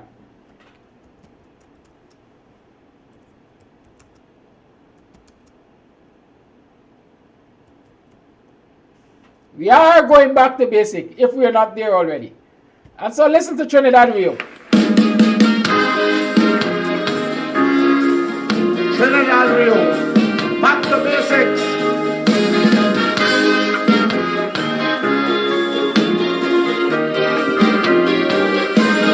Merry New Year, ladies and gentlemen. Once again, this is straight, die-hard, genuine, authentic Kaiser. This is how the story goes.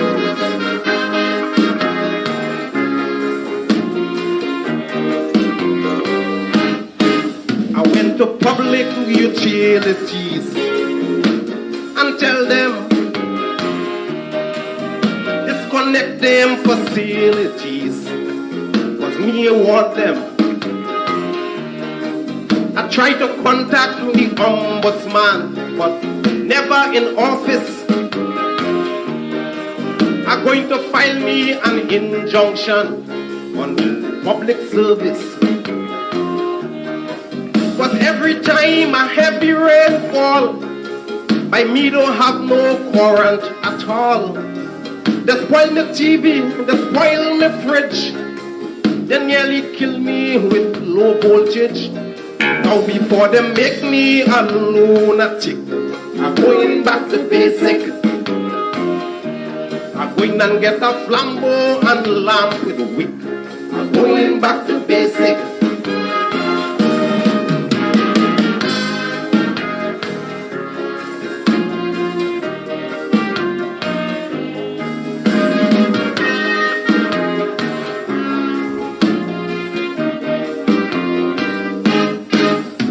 My fans and I call my friends to let them know that if they have a message to send, tell Tembo. And if they come home and they see me, tell me neighbor, or get a pen and a writing pad and write a letter. Cause the SPT doesn't make me weep.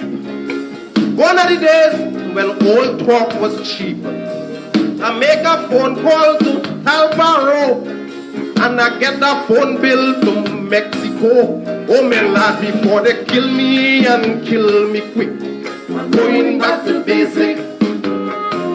A piece of marling and two climpan wouldn't do the trick. I'm going back to basic.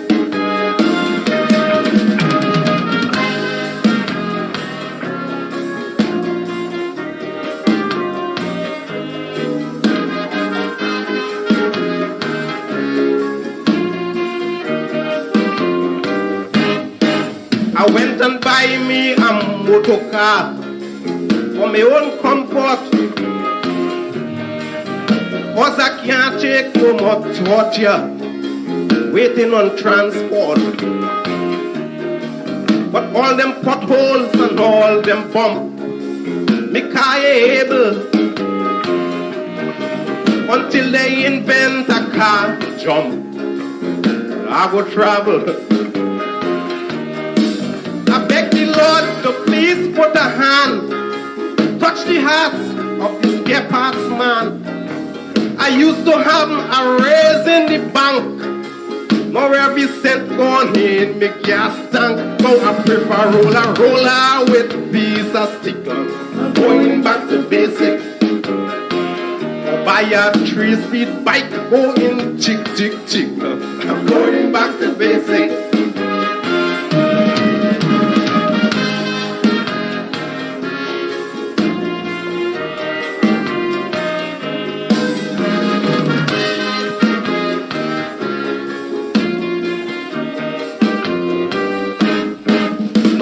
Only competent source that really working is when you can't pay your bills on time. They come cutting. Incompetence and disregards ain't no humor, cause this situation is sad for the poor consumer. The word water doesn't give me gripe. I ask for water, they can give me pipe. I can't even get my clothes to wash. My toilet full and can't even flush. Now they make me condemn my toilet bowl. Going back to basic. And now I'm digging a latrine hole. Going back to basic.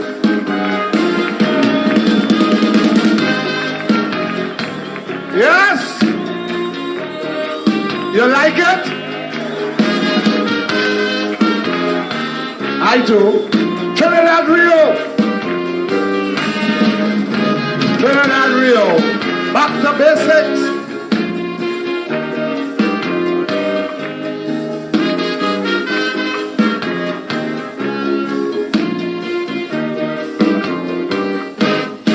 Yesterday, I went to the store to buy a cooler, then get my Indian partner next door to make a chula. I buy a donkey cab from Ramdeen to make a stagecoach, then put some saffron in my latrine to kill the cockroach. I buy a posy made in Hong Kong, the only silver posy in town. Well, if you see the latrine I built, there is the cleanest one on the hill. All down inside the hole and around the walls. I always splitting. You know why? To make sure cockroach ain't bite me.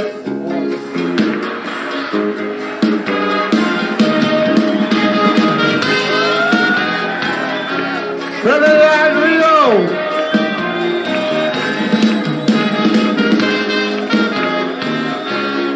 Rio. Back to basics.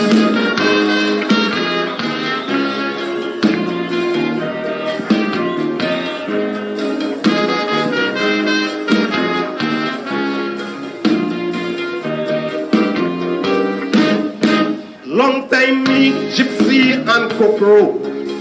Back in the earlies, we used to go downtown after show, pick up the ladies, window shop, take them along, buy them a roti, then find the cheapest hotel in town and make a pakoti. But time changes and so do we. So put that down in Kaiso history. But if you should do the same today, it's like a game, a Russian roulette. So now before one of them get me sick, I'm going back to basic. I prefer sit down in a corner and going back to basic.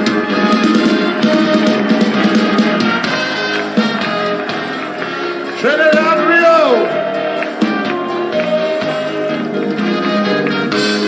Going back to basic.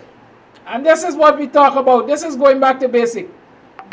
When Indo-Guyanese communities in the same neighborhood, under the same neighborhood democratic council, are getting bridges out of concrete and steel, those in black communities are still being given timber bridges, right? Timber bridges connecting major thoroughfares in this day and age in 2021, when oil money pumping, and money there to spend with all the cronies of the PPP. Black communities are still being given timber bridges, while Indo-Guyanese communities are given concrete and steel bridges for the same purposes. But the PPP doing good. We getting nice time. Right? They say one eye man a king, a blind eye country. But I know we ain't blind in Buxton. We ain't blind in Agricola. We ain't blind in Mocha. We ain't blind in Golden Grove, Victoria, Beirut. We have eyes to see, and so those who have eyes to see, let them see. Some people walking in their sleep. And so as much as I can highlight these discrepancies, as much as I can highlight the inequities, I will. And I'm encouraging you to do it also. Look out, I'm going to be hosting a program on KAMSTV called Poor People Plight, PPP. Poor People Plight. It's going to be an evening calling program so people can call and send photographs to highlight what they're going through in their communities. But let us start this morning. Call me. Tell me where you're calling from. What is the state of your road and your water supply? And then we'll talk about any other things. The lines are open. 6225933 is the number to call. Let's talk a thing. Let me talk about nice time. And who doing well.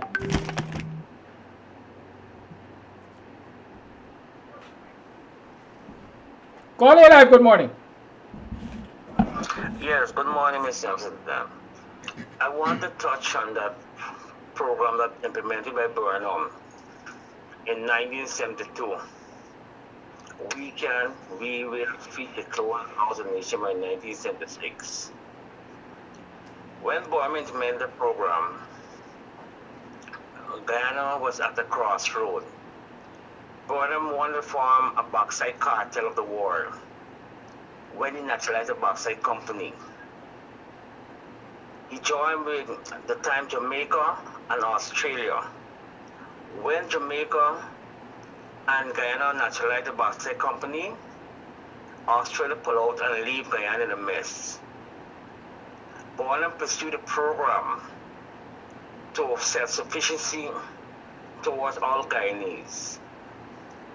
Unfortunately, because of the Cold War with Russia and Cuba, America punished Guyana. We were unable to sell our bauxite to Canada, which is the former owner of the bauxite company in Guyana, and as a result, the European Union started slashing the sugar quota from the 70s. They stopped buying sugar. Charles Ramsden needed his father to teach him the history of Guyana.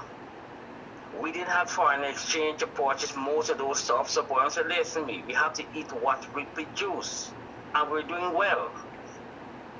We had not, I think in 1969, we didn't have no recorded history of cancer in Guyana apart from prostate cancer. Secondly, what is happening now? I said it earlier. Those persons who were born in the 80s grew up to see the Indian have the majority stake in the country, but they do not understand how they acquire it. And what should be taught to those house slaves, if you look at the age, is the result of the job trade that the Indian mass the wealth, and they're still doing it. And a lot of these young black men are looking for free lunches, and PPP knew that. The PPP machine knew that. Bharat knew that. He started by letting them and giving them music and parties and a few drinks. Black people like the party. And those are wrong are seizing it. And look what they're doing now. They're targeting back areas with money. With small pickings. And that's how they're buying out black people. Buxton, Golden Grove, Baggerstown, Denham City, they're all dominant black people area. Linden. And these young black men need to know the history, because at the end of the day, their children going to suffer as a result of their gross negligence. And that I'm addressing to all those house slaves who walk around looking for free lunches. That is my contribution to my staff, and keep up the work. Thank you, caller. The lines remain open. 6225933 is the number to call. Caller, let's talk about these things. I like nice time, you like nice time, we all like nice time. But is nice time nice? What about the morning after? Hey, Ladoy. Altia Lane says the previous government was doing all the roads and streets in Sophia. But since this fraudulent and installed regime take office, works have come to a halt. Y'all remember, I think they call it the Ring Road Project in Sophia? Y'all go through Sophia now. Hold the line for me, please, caller. Let me just complete this thought. Go through Sophia now and you will see what bad roads look like. Also, imagine in the city, major thoroughfare, you drive through them and you will find youngsters standing up with buckets of stone, builders' waste, and telling you, give me a raise because we're patching this road. Imagine that in 2021, when we have oil resources and we have a stable foreign exchange reserve and so on, under the PPP. Calling Live, good morning. Morning, Kadaki. Great program. Do not give up in exposing these racist Indian PPP party. Do not. And that's what they do. They intimidate the Afro-Guyanese to the point where a lot of them don't even want to say anything. Why must Guyanese accept mediocrity? How are you going to supposedly build a road? That's a trail. That's not even a road, what you show. You have roads, or it's only one, that's a one-lane passage that was built. You have no sidewalks, no street lights. Why do we accept that? And those people force that on us, and you call that, what you call that, progress. That's a bunch of bull. And we should stop accepting that. You know, you got a road, you don't even construct it properly. You don't put any foundation, you just put tar over there or whatever they're using. And then you call that a road. That's not a road. So, I mean, I would think, you know, the difference between the EPNU, at least the PNC, and compared to the PPP, is that they refuse to highlight issues under their government, while under the PNC, we will highlight the issues. We just don't go along just to get along. And the African youths in Guyana, all it is about money for them. So they've been brought up under this corrupt legal drug trade system, and that's the way they're going to actually behave. They don't seem to know better because money is being thrown, as the previous caller said, partying. That's all they care about, while the Indians steal the resources, give them crumbs, and we're just happy. That fence that was built supposedly, but then they said, well, that's what they plan to do on all the other fence. Why didn't they start in those other areas to do that? No, but they come into the Afro-Guyanese community. And black and Africans, please stand up, get up, as Bob Marley would say. I mean, that's my take. Thank you, caller. The lines remain open. 596225933 is the number to call. We are really back at basic. Right? We are really back at basic. Really back at basic. When, you know, youngsters are standing around the city with builders' waste, patching street. And Ramson says that we're doing good as a government. We're doing good as a people. It is now 8 hours 35. You're tuned to the BUXTONIAN Morning Time. 6225933 is the number to call. Call and let's talk the thing.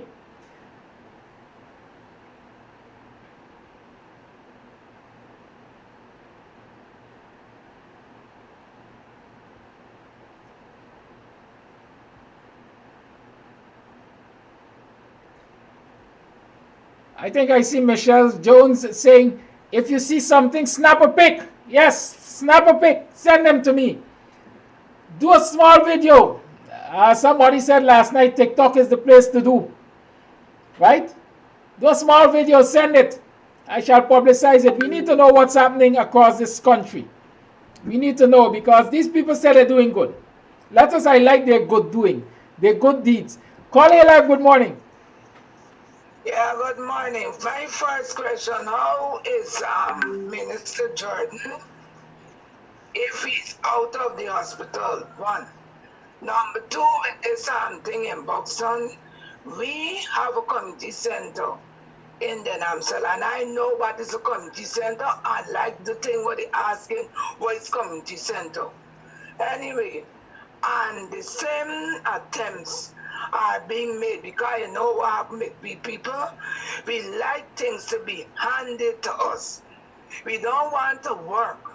Well, tomorrow the meeting is set, and I am going to the meeting with guns blazing to let them know that if they allow Ramson to take over the redoing of the community center, what will happen to them? Because if he removed that zinc, we as villagers gave zinc, she put money, pool our resources to zinc fence the yard. A part of the fence is broken down. So when I go to the meeting, I will be giving my bits. I know me bits are the big things. So that's all. Then we have another road that the bishop came and said that he was going to do. Up to now, that was since early in the year. That road has not been completed. Then they start the road at the clay brick, a part of the clay brick. They go around a bend and they leave another section of the road that is very, very bad. That is close to the sideline. The sideline is not half a mile from the Atlantic Ocean. So you understand what is going on. And people with the vehicles got to drive in deep trenches. They haven't done that part. But when you go into La Jealousy, there is a well-done road that leads to one house to the seawall. Well done. Then at Hague, they built a road again to nowhere with the bridge is about couple trillions, a big concrete bridge, bigger than the bridge of Gaffo got that Madum, and only 3 persons in nursery school and 2 other houses that is in Hague front. So that is what is going on. I'm trying to get a picture up to show you of something that I know will trigger everybody when they see that. So I'll talk to you later. And by the way, Wednesday is my birthday. Happy birthday, Rhonda. Thanks. Thank you. I am waiting for that video by WhatsApp. I'm waiting for the picture or the video by WhatsApp. And Rhonda talks about a road that leads to one house. You know, right up the Buxton front there, Friendship North as we call it. I noticed they're stockpiling materials. They're stockpiling materials to do a road opposite the bar ground. Opposite the bar ground. You know how many houses are in that street or that road? My God, you know, sometimes I like when Rhonda and others talk because I get to remember things. They're stockpiling materials. I don't know if I can find that image right now. Maybe I'll show it to you another time. To do that street. And at the eastern end of that street is a property now owned, I think, by Odinga Lumumba. That is where his mother lived. Right? That is where his mother lived. And so she is now deceased. May her soul rest in peace. And the property is there. I want to believe it's his inheritance. I think he might have been an only child. And the Rasta man who said nice time is the caretaker. I think there's one other house in that street. But materials are being stockpiled to do that street. So running around, streets to one house and 2 houses and so on. That is what the cabal is about. That is exactly what the cabal is about. Let's get those calls. 6225933 is the number to call. I think I have some voice notes. Let me start playing them. Yes, this is the first one coming up. Voice note. Good morning, Mr. Kadaki. You asked about how with water and light in the community you're from. Well, I'm from East Rungveld. The light is very light. On, off. The place hot. Won't kill you. The water stink. I never, look. When you bear the water, itching your skin. In the afternoon, we had good time. times in the Avenue with water light. The place, so much rainfall, flood in the Avenue. The 5 year we didn't get in though. So the PPP should shame because it's the same old PPP come back with the wicked ways. These are wicked people. There's real Satan and the disciple, the PPP. All of them wicked. Everyone. They ain't got none good. None of them are good. So the one where they're running up his little stupid mouth, he just like them. All of them is the same thing. His father and all of them is the same thing. Abno all the way. Abno all the way. They go in there and then doing nothing better than what the Abno they doing.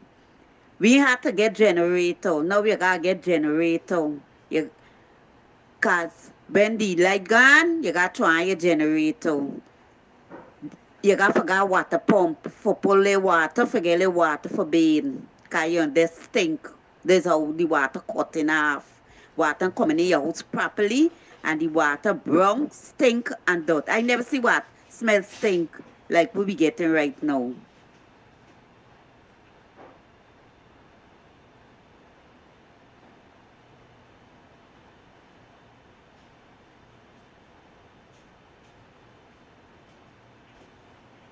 The sister spoke about brown and dirty stinking water.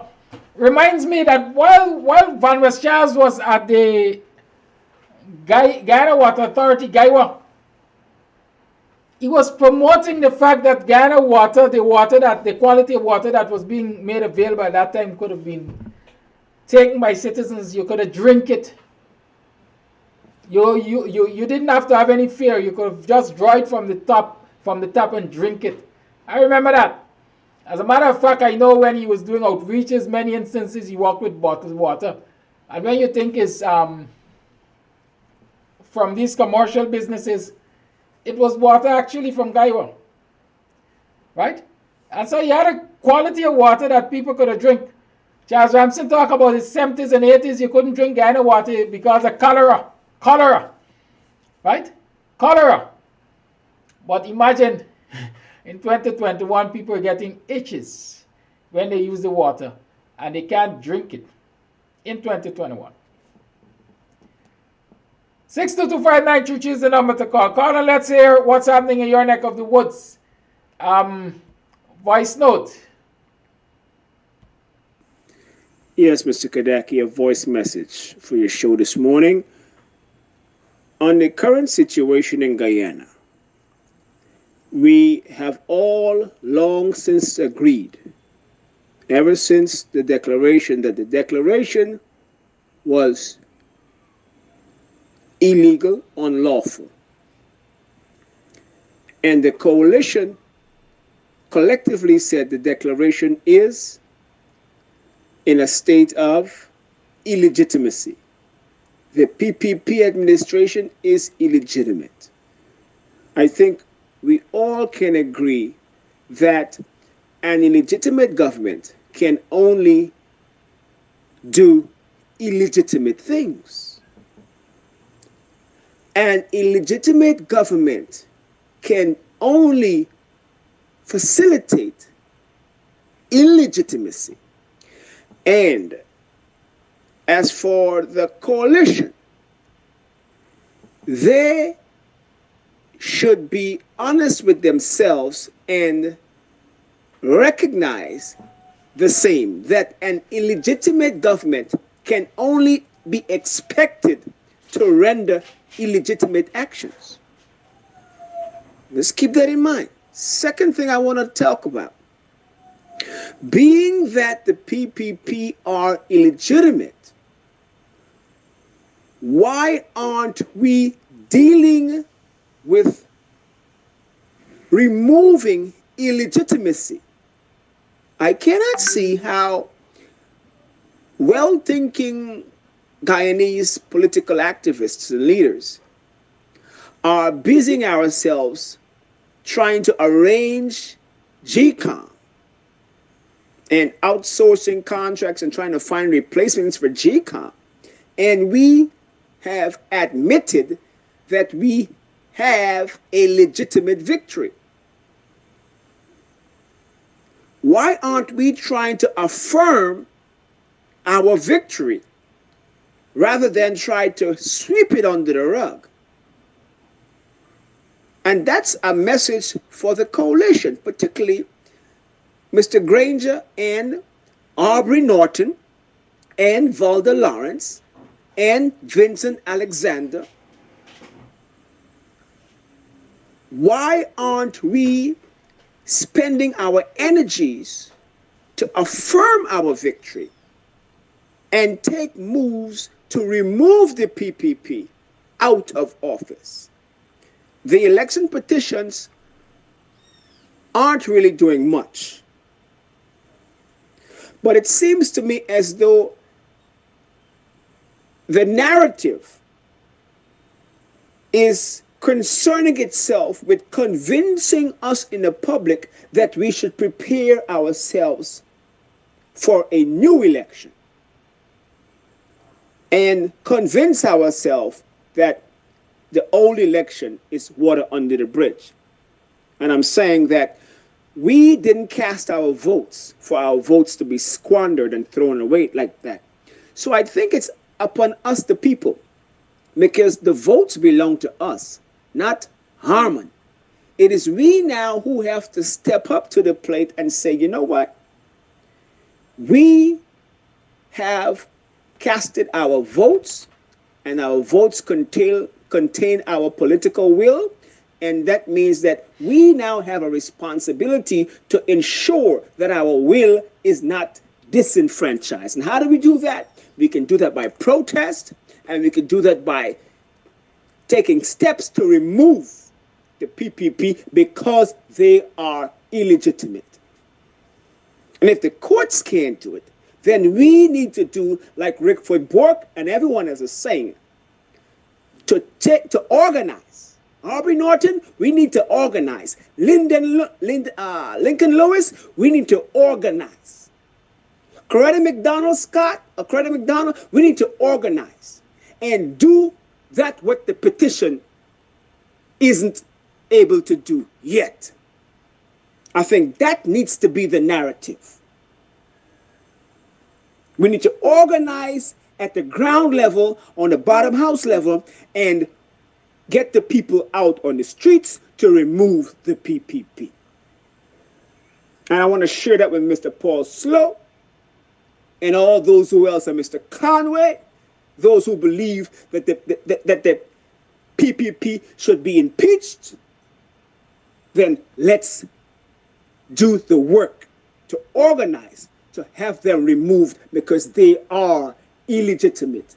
And Mr. Harmon said so. Lines remain open. 6225933 is the number to call. The other voice notes, let's hear this one. I just have a question. Before this zinc sheet was taken down, when last was that ground used for any activity that was to do with monetary gain, like any sport event? And if the village is losing money, I think they need to approach the RDC and NDC and do a fundraising to put back the fence. So why just have the fence there down and losing money? Just rebuild the fence if that's possible. Well, this is a fair question from the viewer. I can say to you that the last major event that was income generating, I know, was held at that ground. I can't tell you the exact period. In fact, perhaps I can tell you, but it would have been after the installation of the PPP in August last year.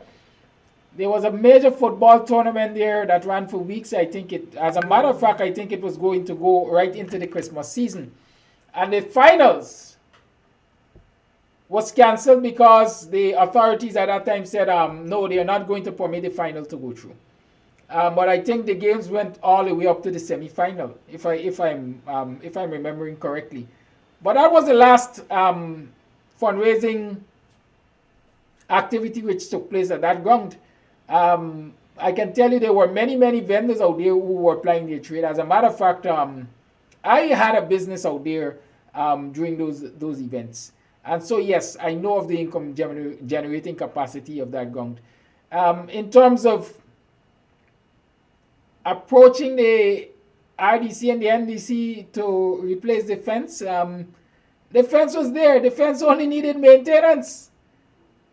Charles Ramsden overlooked the destruction of the fence and replacing it with that nonsense.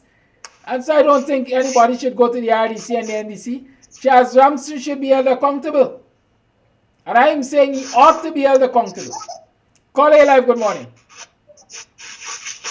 Yeah, good morning, Mr. Kadaki. Good morning, all people who are listening. I have one thing to say. The voice note that he just play, what the guy said is very good at what he said. It's true.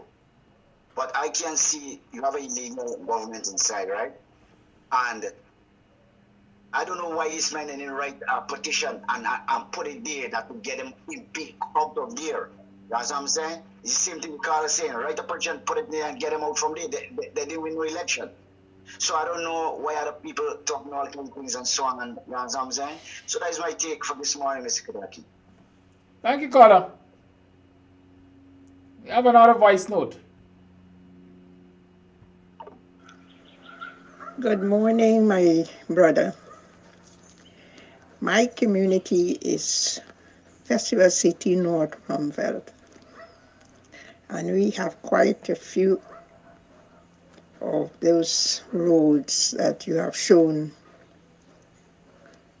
Kaikan Street, about 6 weeks or so, they started to do something because it's just about a quarter of the length of Kaikan Street that they tried to do. But with all the rain, it is still flooding. The other three-quarter part of that road is holes and water. I did put a few pictures of that road sometime not so long ago. We have in Festival City proper a few streets that water stays for days after the rain. At the back of North, we also have some there. And those who are saying what the coalition did and didn't do on the roads, I'm glad you explained that money was there for these roads to be done. But because of this cabal that was put in there, the roads were not able to be finished. So all those who are shooting negative narratives and negative bullhorn, they must shut up and listen. It's downright shame, disgust, and disgrace of the PPP that going into these areas and do the work that should be done on the roads, then they should be able to clap their hands and say, yes, we did go in and complete, or we did go in and start and finish roads in these areas. So you people out there, listen carefully to what our brother Kadaki is talking about, and don't be afraid to stand up and let the community members know what is going on, what is happening. Thank you. God bless. Thank you for that voice note. Let me tell you see the same road which I'm showing here, the same sideline there? Robson Ben had reason to come to a funeral of a young prison officer. The burial ground the same up straight up this road here. He had to park his vehicle on the public road and walk. And that is since last year. So it's not a case of Ben, was it last year or early this year? It's not a case of the PPP not knowing what is the state of this road in particular. Right? It is just that they have no care and concern for the people. Nice time. Call A Live, good morning. Hey, good morning, Kadaki. You could actually see how these people are wicked and vindictive, right? Now, Congress coming up at Sophia. Do you know that the two bridges leading from south to north, right, on Dennis Street, on Stone Avenue, and Eastern Highway, you know they break up those two bridges to do them back at this time. They break out both bridges to do them back at this time, and they know that, you know, people would use, like, you know, Eastern Highway probably to go to Congress Place or Stone Avenue, or you come down a Fourth Street, right? These people break up the bridges. That's show these people, you know, all they're concerned about is themselves, and, you know, they want to spite, you know, people from the other party. That's how it is with them, you know. And we need to stand up against these atrocities, you know.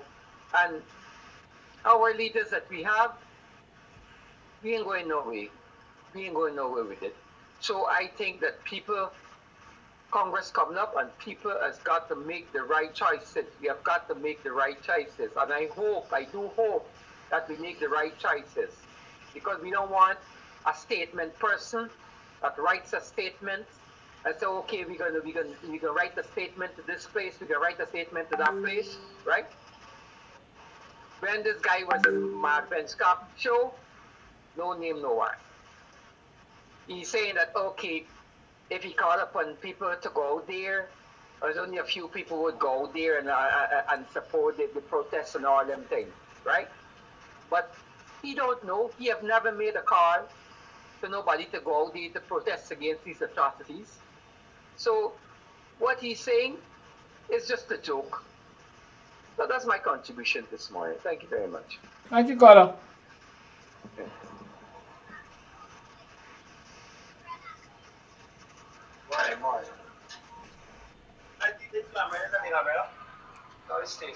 The lines are open 6225933. It's a minute to the 9 o'clock hour, so I'll take one other call, and that will be a wrap. 6225933 is the number to call. Call and tell me what's happening in your community. Where are you calling from? What's the state of your roads and water supply? How are your bridges? How is your drainage? Talk to me. Let's talk about it. Let's talk about poor people's plight under this government that says it is doing so much since it took office. So much. I don't doubt they're doing so much, you know. They're doing a whole lot. But for whom? That's the question. Who are they doing for? We like to say for whom the bell tolls. For whom are they doing? That's the question.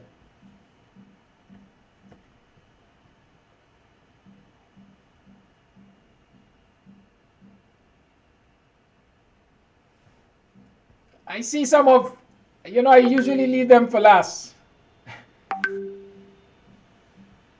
Some of the folks, people can hardly spell talking about pay your taxes. Can't spell taxes, but talking about taxes. Right? Some clown is asking why the road wasn't done under the coalition. Because, like I said, the coalition was in government effectively for 3 years. And they couldn't do everything in 3 years. But I know for a fact that there were many other roads and areas budgeted for under the coalition. But as fate will have it, they didn't get the opportunity to execute those projects. And I'll tell you something before I leave. Call A Live, good morning. Morning, Mr. Kadaki. Good morning to you. Looking at that video there, it's not only the road, because are the residents even aware that their properties would be devalued? Because what is the NDC doing regarding the the drainage and cleaning of the parapets and things like that. Very good question. So these are the things that they ought to be made aware of, because their properties will be devalued.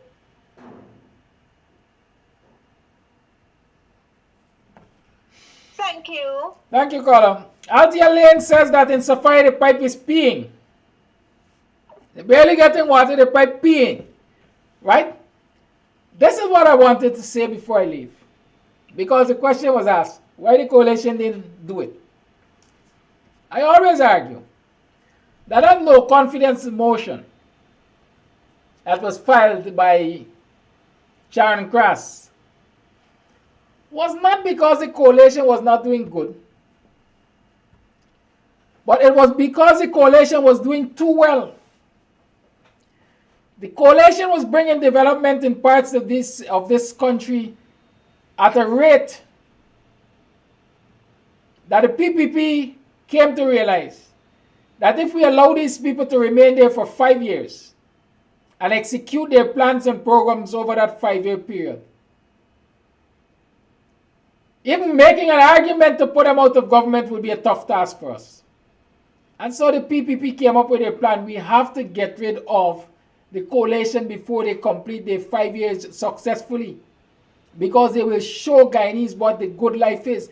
They will show Guyanese what the possibilities are at the rate at which they're going. Salaries increased, almost double people's quality of life, and so on.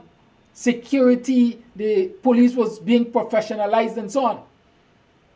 And the PPP couldn't stand that, because if it had only continued unabated, uninterrupted for 5 years, Guyanese would have seen a totally different quality of life, and they would have had a different outlook. And that would have put a nail in the coffin of the PPP, at least for a long time. And so that no confidence motion wasn't about sugarcane workers and Gaisugo workers. It was about interrupting the developmental plans and programs of the PNC, the coalition, before they were able to successfully execute it over the 5-year period. I put my hand on a block for that. As fate would have it, the PPP won. Not necessarily by fair means, but one they did. And here we are reaping the fruits of the seeds that were sown. As some people say, we're eating the bread that the devil needs. The PPP is the devil indeed. Have a great day, y'all. Join me tomorrow for another program of BUXTONIAN Morning Time. I think Dr. Hines is on tonight. Yes, with hindsight. Join him at 6:30 right here on KAMSTV. And I remind you, go across to the Cash App, Western Union, whatever your vessel. Help to support the program financially so that we can continue to do the work that we are doing. Like I said, my intention is to bring to the platform a new program, an evening program called Poor People's Plight. Poor People's Plight. And the success of that program, quite frankly, will be dependent on you taking those videos, taking those photos, sending them in, calling in, and telling us what is happening in your area, what your plight is. We are also going to be sending out our camera person in communities where we get calls and say there's a problem there. We will send our camera team and so on to follow it up, and so that we can highlight it, right? And so keep in mind that's an additional cost to us at KAMSTV, but we're going to continue to bring those programs. We're going to continue to highlight what's happening. Many of you may not have noted, but last night we had our second edition of Sunday Feature, and it's the intention of us here at KAMS to bring you Sunday Feature on a weekly basis, at least, if not weekly, fortnightly. But Sunday Feature is here to stay, and so we're going to have those in-depth discussions, like the one we had last week with former Finance Minister Winston Jordan, Dr. David Hines and Lincoln Lewis, and the one we had last night with Rickford Burke. As I'm mentioning former Finance Minister Winston Jordan, let me report to you that he says that he is on the mend. He has been instructed to rest, and he is following the doctor's order. He is on the mend, and as soon as he finds his way back, he's going to be with us again. Like he said, I am down, bro, but I'm not out. And so let us continue to keep Mr. Winston Jordan in our prayers, and let us pray for his speedy recovery so that he can continue to poke holes in the policies, economic and otherwise, of this wicked and vindictive cabal. Stay safe, sanitize as frequent as possible, wash your hands as frequent as possible, keep your 6 feet apart distance, wear your mask, and as much as you can, if need be, stay home, stay home, stay home. Remember, avoid Regent Street and the big merchants. Boycott is the watchword for this season. Goodbye. Have a great one, y'all.